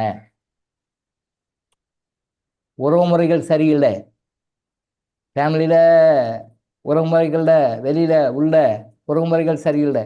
இந்த உறவுமுறைகள் சரியில்லாமல் போட்டு நிம்மதி இல்லாமல் எமோஷனோட டென்ஷனோடு இருக்கக்கூடிய சூழ்நிலைகள் நீங்கள் சாப்பிடுகின்ற உணவுகள் உருவாக்குகின்றன. சொல்லி கொடுக்குறேன். எப்படின்னு சொல்கிறேன், டீட்டெயிலாக தெரிச்சு உங்களுக்கு விளக்கமாக சொல்லி அதை புரிய வைக்கிறேன். ஆரோக்கியம் பற்றி கேட்க வேணாம். நம்ம சாப்பிடுகின்ற உணவு முறைகள் ஆரோக்கியத்தை கேட்டு உடல் நலத்தையும் மனநலத்தையும் ஆன்ம ஆரோக்கியத்தையும் எல்லாமே பாதிக்குதுன்னு அதையும் நான் விளக்கமாக சொல்கிறேன். எல்லாமே விளக்கமாக சொல்கிறேன். இதில் ஆரோக்கியத்தை பற்றி சொல்கிறது பெரிய விஷயம் இல்லை. பட்டு ஃபைனான்சியல் லெவலில் நீங்கள் சாப்பிடுற உணவுகள் பாதிக்கின்றன நான் சொல்லி ப்ரூவ் பண்ணி கொடுக்குறேன். எக்ஸாம்பிளோட விளக்கி சொல்கிறேன். உறவு முறைகளில் இருக்கிற பிரச்சனைகள் நீங்கள் சாப்பிட்ற சாப்பாடு தான் கொண்டு வருது நான் விளக்கமாக சொல்லி புரிய வைக்கிறேன். இது உலகத்தில் எங்கே போனாலும் யாரும் சொல்கிறதுக்கு ஆள் இல்லை. உலகத்தில் நீங்கள் எங்கே எந்த ஆன்மீக அமைப்புகளை எந்த நாட்டில் எங்கே போனாலும் இங்கே சொல்கிற விஷயத்தை சொல்கிறதுக்கு யாருமே இல்லை. சித்தர்கள் தான் பெருங்கருணை கொண்டு இறைவனுடைய அனுமதியோடு உங்களுக்கு எல்லாம் சொல்கிறாங்க. பிடிச்சிக்கோங்க வாழ்க்கையில் சந்தோஷமாக இருங்க, ஒற்றாதீங்க. சாப்பிட்ற சாப்பாடு உணவு, அதாவது உணவே மருந்து மருந்தே உணவு கான்செப்ட் சித்தர்களோட கான்செப்ட். உணவே மருந்து மருந்தே உணவு, இது ரெண்டு தான். நீங்கள் என்ன உணவு சாப்பிட்றீங்களோ அதுவே உங்களுக்கு மருந்தாக இருக்க வேண்டும். இந்த சூர்ணம் செந்தூரம் பஸ்பம் இந்த மாதிரி கொடுக்குறது எல்லாம் கூட தேவையில்லை. அதை போய் மருந்து டோட்டலாக வேண்டாம். சித்த முறை மருந்து ஆயுர்வேத மருந்துகளை கூட இந்த சூர்ணம் சாப்பிடுங்க, இந்த பஸ்பம் சாப்பிடுங்க, இந்த லேகின் சாப்பிடுங்க, இதை சாப்பிடுங்க, அதை சாப்பிடுங்க, அது கூட அவசியம் இல்லை. உணவுகள் கரெக்டாக இருந்தால். உணவுகள் சரியில்லாதனால தான் நம்ம இதெல்லாம் கொடுக்குறோம். அது உணவு சொல்லி கொடுக்குறோம். அது உணவினே ஒரு பகுதி தான். உணவில் நம்ம எதையெல்லாம் விட்டுட்டோமோ, எதையெல்லாம் ஏந்துட்டோமோ, எதையெல்லாம் நம்ம கண்டுக்காமல் விட்டுட்டோமோ அதையெல்லாம் மருந்துன்னு சொல்லி கொடுக்குறோம். அவ்வளோதான். அது மருந்துன்னு சொல்லி கொடுக்க முடியும், மருந்தே கிடையாது. எல்லாமே உணவில் நம்ம விடுபட்ட விஷயம்தான். அதை சூர்ணமாகவும் செந்தூரமும் பசுமாகவும் மற்ற மற்ற விஷயங்களாகவும் பொடிகளாகவும் மாத்திரைகளாகவும் உணவில் என்ன விடுபட்டோமோ அதை தான் கொடுக்குறோம். மருந்துன்னு சொல்லிட்டு பேரில் கொடுக்குறோம். உணவே மருந்து மருந்தே உணவு, அந்த கான்செப்ட் சித்தருடைய கான்செப்ட். இது எல்லாத்துக்குமே பொருந்தும். இந்த உணவு மட்டும் கரெக்டாக இருந்தால் நம்ம லைஃப் சந்தோஷமாக இருக்கும். நம்மளுடைய உணவு நம்மளுடைய வாழ்க்கையை பாதிக்குன்னு நிறைய பேருக்கு தெரியாது. ஏதோ சாப்பிட்றோம், சத்து வருது, நடமாடுறோம், அதுக்கு தான் சார்பா இல்லை. எப்படி உங்களுடைய வாழ்க்கையினுடைய எல்லா ஒட்டுமொத்த சுக துக்கங்களை நிர்ணயிக்கிறது உங்களுடைய உணவுன்ற விஷயம் நம்ம தெளிவாக சிதறர்களுடைய பாணியில் உங்களுக்கு சொல்லி புரிய வைப்போம். அந்த விஷயம் நிறைய அடுத்தடுத்த வகுப்பில் நம்ம சொல்லிக் கொடுப்போம். ஸோ அதனால் மில்க் ப்ராடக்ட்ஸ் முடிஞ்ச வரைக்கும் அவாய்ட் பண்ணுங்கள். அதே மாதிரி ஜெனட்டிக்கலி மாடிஃபைடு அதை முடிஞ்ச வரைக்கும் அதாவது 100% ஃபாலோ பண்ண முடியாது. பிகாஸ் எல்லாமே ஃபுல்லாக மாறிட்ட போது நாம் மட்டும் மாற முடியாது. அப்போ அதை அவாய்ட் பண்ணி தான் ஆகணும். ஆனால் முடிஞ்ச வரைக்கும் எஸ்கேப் ஆகிங்க. முடிஞ்ச வரைக்கும் உங்களால் எவ்வளோ முடியும் ஃபாலோ பண்ணுங்கள். முடியாத சில விஷயங்கள் வரும்போது அதுக்கும் ஒரு சிதறல் வழி வச்சுருக்காங்க. அந்த வழிகளை ரகசியங்களும் சொல்லி கொடுக்குறோம். அதை லைஃப்பில் ஃபாலோ பண்ணுங்கள், ஹாப்பியாக இருக்கும். அந்த விஷயம் இப்போ எல்லாம் இப்படி இருக்குது அப்போ இருந்தால் எப்படி தான் வெளியே வர்றது? அது சாதாரண மக்களுக்கு அது தெரியாது. அவங்க அப்படி தான் இருந்து அப்படியே வந்து அப்படி போயிடுவாங்க. பட் நம்ம சொல்கிறோம் கர்மாஞ்சீலிங் ஃபாலோவர்ஸ் இறைவனோட ஆசீர்வாதத்தை வாங்கி செல்ல குழந்தைகள், என்னோட ஆசீர்வாதத்தை வாங்கி செல்ல குழந்தைகள். அவங்களுக்கு அந்த எக்ஸிபிஷன் வழியெல்லாம் சொல்கிறாங்க. அந்த எக்ஸிபிஷன் வழி நம்ம சொல்லிக் கொடுக்குறோம். அந்த ரகசியங்களை சொல்லிக் கொடுக்குறோம். அந்த ரகசியங்களை நீங்கள் வாழ்க்கையில் அப்ளை பண்ணுங்கள். மற்றவங்கள மாதிரி நீங்கள் இருக்க மாட்டீங்க, ஹாப்பியாக வெளில வந்துடுறீங்க. அதான் மற்றவங்களுக்கும் கர்மாஞ்சீலிங் ஃபாலோவர்ஸ்க்கு இருக்கிற வித்தியாசம் அதுதான். மற்றவங்க ஆர்டினரி பீப்புள். கர்மாஞ்சி ஃபாலோவர்ஸ் கடவுளுடைய ஆசீர்வாதப்பட்டு போகிறது. இதெல்லாம் எப்படி வெளியே வரும் நம்ம சொல்லிக் கொடுப்போம். ஸோ மில்க் ப்ராடக்ட்ஸ் அவாய்ட் பண்ணுங்கள். இந்த பன்னீர் சம்பளம் என்றைக்கோ ஒரு நாள் சமையல் சாப்பிட்றீங்க, ஓகே, அது தப்பு இல்லை. ஏதோ ஒரு சமையல் போய் எங்கேயோ போட்டிங்க வந்துட்டீங்க, ஒரு சாப்பிட்டீங்க, ரைட், ஓகே. பட் அதே தொழிலில் எப்போ போனாலும் அதை பன்னீர் பட்டர் மசாலா இது ஏதோ பேர் வருது. ஏதோ பன்னீர் போட்டு ஒரு 10 ஐட்டம் போடுறோம். ஹோட்டலில் போனால் இந்த பன்னீர் ஒரு 10 ஐட்டம் இருக்குது. இது ஏதோ பேர் இருக்குது, எனக்கு தெரியல. நான் சாப்பிட்றது இல்லைன்னா எனக்கு தெரியல. ஆர்டர் போட்டாலும் கேஷ்லாம் அதான் பண்ணுறாங்க. பாய்சனை சாப்பிடுகிறோம், ஸ்லோ பாய்சன் சாப்பிடுவோம். நீங்கள் இந்த சாப்பாட்டை மாற்றாமல் நீங்கள் இந்த பிரச்சனை தான் வெளியே வரவே முடியாது, இம்பாசிபிள். ஸோ அதனால் இறைக்கட்டளை உணவுன்னே ஒரு இறைக்கட்டளை இருக்குது. அந்த உணவு முறையில் எப்படி சாப்பிடணும், எப்படி சாப்பிடக்கூடாது, என்ன சாப்பிடணும், என்ன சாப்பிடக்கூடாது, எப்படி சாப்பிடணும், எப்படி சாப்பிடக்கூடாதுன்ற விஷயமே நிறைய பேருக்கு தெரியல. ப்ராக்டிக்கலாக கொஞ்சம் வெளில பார்க்கும்போது தான் தெரியும். நம்ம நான் வளர்ந்த சூழ்நிலை, பிறந்த சூழ்நிலை, இந்த சூழ்நிலையை பார்க்கும்போது ஒன்றும் பெருசு என்ன நம்ம அப்படியே ட்ரெடிஷ்னலாக அப்படியே வளர்த்துட்டாங்க நம்மளை. அதை விட்டு வெளியே பார்க்கும்போது தான் மக்கள் இவ்வளோ அறியாமல் இருக்கிறாங்களா அப்படின்னு நமக்கே ஆச்சரியமா இருக்கு. இவ்வளோ அறியாமல் இருக்காங்களா மக்கள்? படித்தவங்க தான், எல்லாம் படித்தவங்க, மற்ற படித்த மேதாவிகள் தான் இந்த மாதிரி பேசிக்காக தெரிஞ்சுக்க வேண்டிய விஷயங்கள்லாம் தெரிஞ்சுக்காம இருக்காங்களா, இவ்வளவு தெரிஞ்சுக்காம இருக்காங்களா அப்படின்னு தெரியுது. ஏன் நம்மளை சித்தர்கள் இப்படிலாம் படம் போட்டு எடுத்து இதை சொல்ல வைக்கிறாங்கன்றது அப்போதான் புரியுது. கரெக்டாக தான் பண்ணுறாங்க, நம்மளே கரெக்டாக தான் கொண்டு வந்துருக்காங்க, வடிச்செடுத்து கொண்டு வந்துருக்காங்கன்ட்டு. நம்ம விஷயம் நிறைய விஷயம் நம்ம சொல்லுவோம், லைஃப்பில் சொல்லுவேன். அதெல்லாம் கொஞ்சம் கரெக்டாக ஃபாலோ பண்ணிக்கணும். ஆயில் எடுத்துக்கோங்க, சாப்பிட்ற ஆயில் நிஜமான ஒரிஜினல் ஆயிலா? கண்ட பேரில் கண்ட ஆயில். கவர்மெண்ட் ஏதோ பெர்மிஷன், நம்மளால தான் சொன்னேன் 8 அடி பாய்னா 15 அடி பாய்வாங்க நம்ம ஆளுங்க.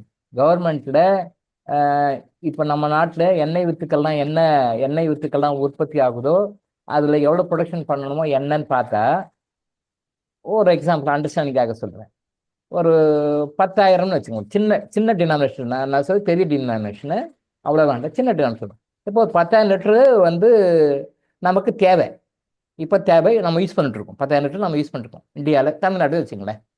ஒரு உதாரணத்துக்காக அண்டர்ஸ்டாண்டிங்காக பெரிய சொல்கிறேன், சின்னதாக சொல்கிறோம் 10,000. ஆனால் இங்கே ப்ரொடக்ஷனே 5,000 தான் இருக்குது. இந்தியாவில் ஒட்டுமொத்தம் அடையிற எண்ணெய் வித்துக்களை எண்ணெய் ஆடி அது எண்ணெய் கொடுத்தோம்னா அது ஒரு 5,000 பேருக்கு தான் பத்தும் அப்படின்னா அவ்வளோதான் இருக்குது. ப்ரொடக்ஷனே அவ்வளோதான் இருக்குது. எங்கே நல்லா புரிஞ்சுக்கோங்க, நானே மாற்றி சொல்கிறேன்னா கரெக்டாக சொல்கிறேன்னா 5,000 தான் இங்கே ப்ரொடக்ஷனே ஆகுது.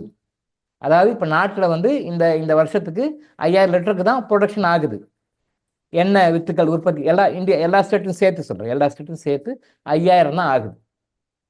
சரி, ஓகே. ஆனால் இங்கே அவைலபிளாக இருக்கிறது 10,000 லிட்டர் கிடைக்குது. எப்படி கிடைக்குது? சரி, ஓகே.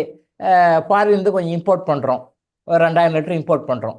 சரி, நம்ம ப்ரொடக்ஷன் 5, வெளிலேருந்து வருது 7. ஆனால் இங்கே அவைலபிளாக இருக்கிறது 10,000 லிட்டர். எப்படி வருது?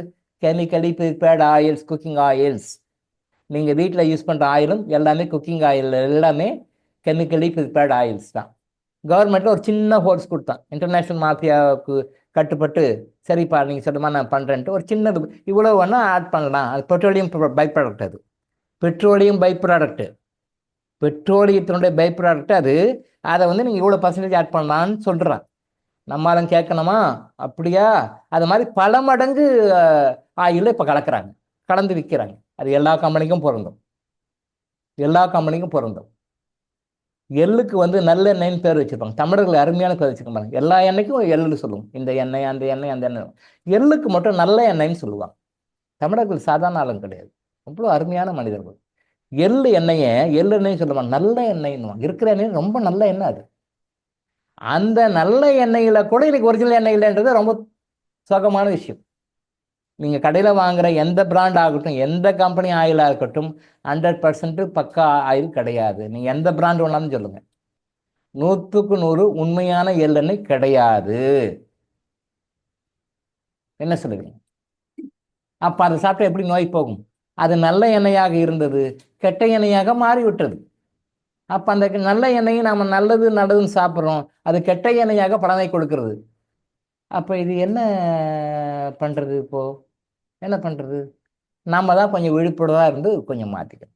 ஸோ நல்ல எண்ணெய்ன்னு பேர் வச்ச எண்ணெயே நீங்கள் வாங்குகிற எண்ணெய்களை கெட்ட எண்ணெய் தான், கெமிக்கல் கலந்துருக்கிறாங்க, பெட்ரோலியம் ப்ராடக்ட் கலந்துருக்காங்க. பெட்ரோலியம் ப்ராடக்ட் ஆயிலை நம்ம சாப்பிட்ற குக்கிங் ஆயிலை யூஸ் பண்ணால் நோய்கள் வராமல் என்ன செய்யும்? கேன்சர் வராமல் என்ன பண்ணும்? பெண்களுக்கு பிசிஓடி பிரச்சனை சருசதம் வராமல் என்ன பண்ணும்? ஹார்ட் டிசீஸ் எல்லா நோய்களுமே வருமே. என்ன யூஸ் பண்ணாலும் கிடையாது. பொதுவாகவே சித்தர்களே ஒரு பாட்டில் செய்யுள்ள எழுதியிருக்காங்க, எண்ணெய் நஞ்சுன்னு சொல்லுவாங்க. சாதாரணமாக இயற்கையான ஆரோக்கியமான ஆர்கானிக்கில் விளைவிக்கப்பட்ட நம்ம புராதனமாக ட்ரெடிஷ்னலாக கொண்டு வந்த எண்ணெயவே சித்தர்கள் நஞ்சுன்னுவாங்க. சித்தர்கள் பாடலை தெளிவாக எழுதுவாங்க, எண்ணெயை நஞ்சுன்னுவாங்க. நல்ல எண்ணெயவே ஆர்கானிக்காக ட்ரெடிஷ்னலாக முறையாக நம்ம செஞ்ச எண்ணெயவே எண்ணெயை நஞ்சுன்னு சொல்கிறாங்கன்னா, இப்போ நம்ம கடையில் வாங்குற எண்ணெயெல்லாம் என்ன சொல்லுவாங்க? என்ன வேர்டு போகணும், புதுசாக கண்டுபிடிக்கணும். தமிழருங்கெல்லாம் உட்காந்து இதுக்கு என்ன பேர் வைக்கலாம் அப்படின்னு சொல்லிட்டு புதுசாக ஆராய்ச்சி பண்ணி கண்டுபிடிக்க வேர் வைக்கணும். இந்த எண்ணெயவே நஞ்சுன்னு சொல்லிட்டாங்க அப்படின்னா, அப்போ இப்போ நம்ம வாங்குற எண்ணெய்னா நஞ்சுக்கு மேலே பவர் எவ்வளோ வேணாலும் போடலாம். ஸ்கொயரு கியூபெல்லாம் கிடையாது. Power of 1 lakh 10 lakhs 1 crore அப்படி தான் போடணும். நஞ்சு பவர் இவ்வளோ power, 1 crore power, 10 crore power, 1 billion 10 billion அப்படி தான் போடணும். அவ்வளோ மோசமான எண்ணெயை வாங்கிட்டு இருக்கோம். லிவர் ப்ராப்ளம் சர்வசாதாரணமாக வரும். Liver problem, liver affect, liver cirrhosis. சின்ன பசங்களுக்கெல்லாம் லிவர் ப்ராப்ளம், சின்ன பசங்களாம் liver problem, liver cirrhosis, liver bulge ஆகி போச்சு. நிறைய லிவர் ப்ராப்ளம் இப்போ நிறைய வருது, ரீசெண்டாக நிறைய வருது. ஃபார் த பாஸ்ட் 10 years ரொம்ப அதிகமாக வருது. ஆயில் கன்சம்ஷன் ரொம்ப அதிகமாகி போச்சு, சுகர் கன்சம்ஷன் ரொம்ப அதிகமாகி போச்சு. பொதுவாகவே வந்து ஒரு டேட்டா எடுத்தோம்னா கன்சம்ஷன் வந்து என்னென்னலாம் சாப்பிட்றாங்க, கன்சம்ஷன் பண்ணுறாங்க அப்படின்றது பார்த்தோம் அப்படின்னா, ஒரு டேட்டா எடுத்தோம்னா, நான் பிஹெச்டி பண்ணும்போது எடுத்தேன் என்னென்னா, அதாவது ஜெனட்டிக்கலி மாடிஃபைட் பண்ணாத ரைஸனுடைய கன்சம்ஷன் வந்து கம்மியாக இருக்குது, ஜெனட்டிக்கலி மாடிஃபைட் ரைஸ் கன்சம்ஷன் அதிகமாக இருக்குது. இப்போ நோய்களும் அதிகமாக இருக்குது.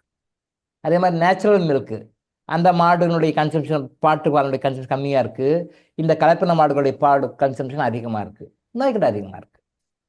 ஸோ ஆயில், நேச்சுரல் ஆயில்ஸ், இயற்கையாக இந்த மரச்செக்கில் போட்டு இயற்கையாக அதை பிழிஞ்சி எடுத்த எண்ணெய் கன்சம்ஷன் கம்மியாக இருக்குது. இப்போ இந்த மாதிரி வந்து மார்க்கெட்டில் நிறைய பேக்கெட்டில் இருக்குது பார்த்தீங்களா, அந்த எண்ணெயை போட்டு அதை சாப்பிடும்போது அந்த கன்சம்ஷன் இப்போ அதிகமாக இருக்குது. அது வந்து இப்போ நோய்களும் அதிகமாக இருக்குது.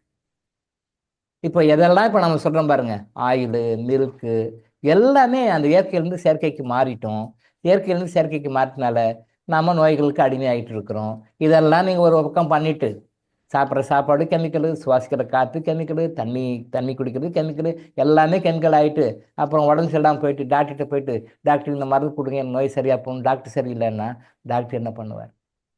ஹாஸ்பிட்டலில் போயிட்டு எனக்கு உடம்பு சரி பண்ணுங்கன்னா ஹாஸ்பிட்டல் மேனேஜ்மெண்ட் மட்டும் என்ன பண்ணும் சொல்லுங்கள்? என்ன பண்ணும்? அவங்களும் முடிஞ்ச வரைக்கும் என்னென்னமோ பண்ணுறாங்க, எல்லா விதியும் பண்ணுறாங்க, கடைசியில் ஆப்ரேஷன் பண்ணுறாங்க. ஆப்ரேஷன் பண்ண பிறகும் ஒன்றும் வழி இல்லை, அவ்வளோதான். இதுக்கு மேலே கடவுளை வேண்டிக்கங்கன்னு வேண்டிதான், கடவுளை பார்த்துக்கங்கன்னு என்ன, இப்படி தான் போயிட்டுருக்கும். ஸோ இது எல்லாமே வந்து இன்னைக்கு காலிலேருந்து இப்போ வந்த வரைக்கும் எல்லாமே நல்ல வார்த்தையாக பேசல. எனக்கே ஆச்சரியமாக தான் இருக்குது. நல்ல வார்த்தை எதுவும் வரல, அது பேசுறது எல்லாமே அபசகனமாக தான் இருக்குது. எனக்கே சங்கடமாக தான் இருக்குது. ஆனால் உண்மையை சொல்லி தான் ஆகணும். பார்த்தா ஆரம்பத்துலேருந்து இதுக்கு வரைக்கும் நல்ல வார்த்தையே ஒன்று கூட வரலையே, அபசகனமாகவே இருக்கு. நல்லதா வார்த்தையே ஒன்றுமே இல்லை. எனக்கே சங்கடம். 1 மணி நேரம் பேசியிருக்கிறோம், 6 ஆக போது முடிக்கணும் கிளாஸு, நல்லதே ஒன்று கூட சொல்லுங்க. ஆனால் என்ன பண்ணுறது, வேறு வழியில் பேசணும். இதாவது ஓரளவுக்கு அவேர்னஸ் நீங்கள் புரிஞ்சுக்கோங்க, தெரிஞ்சுக்கோங்கன்றதுக்காக நம்ம இதை சொல்கிறோம். சரியா? இன்னைக்கு வந்த சப்ஜெக்டே வேறு விஷயத்த பேசிட்டோம். நாளைக்கு நம்ம தொடர்ந்து பார்ப்போம். இன்னைக்கு நம்ம இதோட முடிச்சுக்கலாம். சரியா? ஓகே, நன்றி சார். நன்றி சார். நன்றி சார். நன்றிங்க ஐயா. நன்றி ஐயா. நன்றி ஐயா. நன்றி.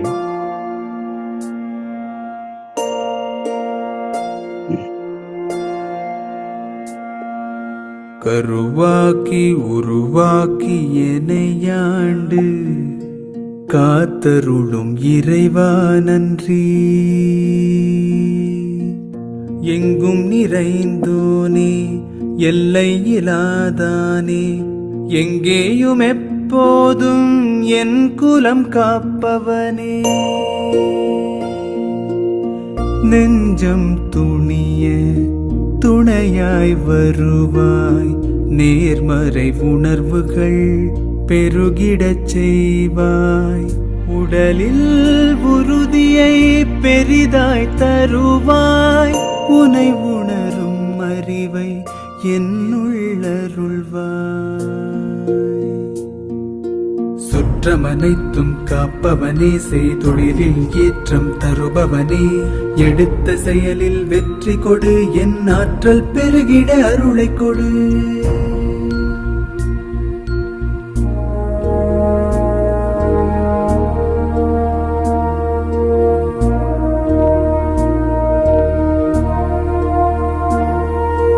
கருவாக்கி உருவாக்கி எனையாண்டு காத்தருளும் இறைவா நன்றி.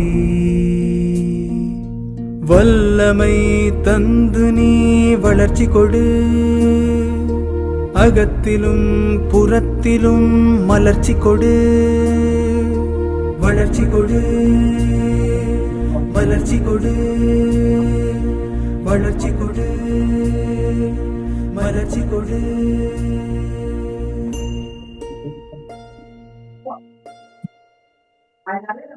நன்றிங்க ஐயா.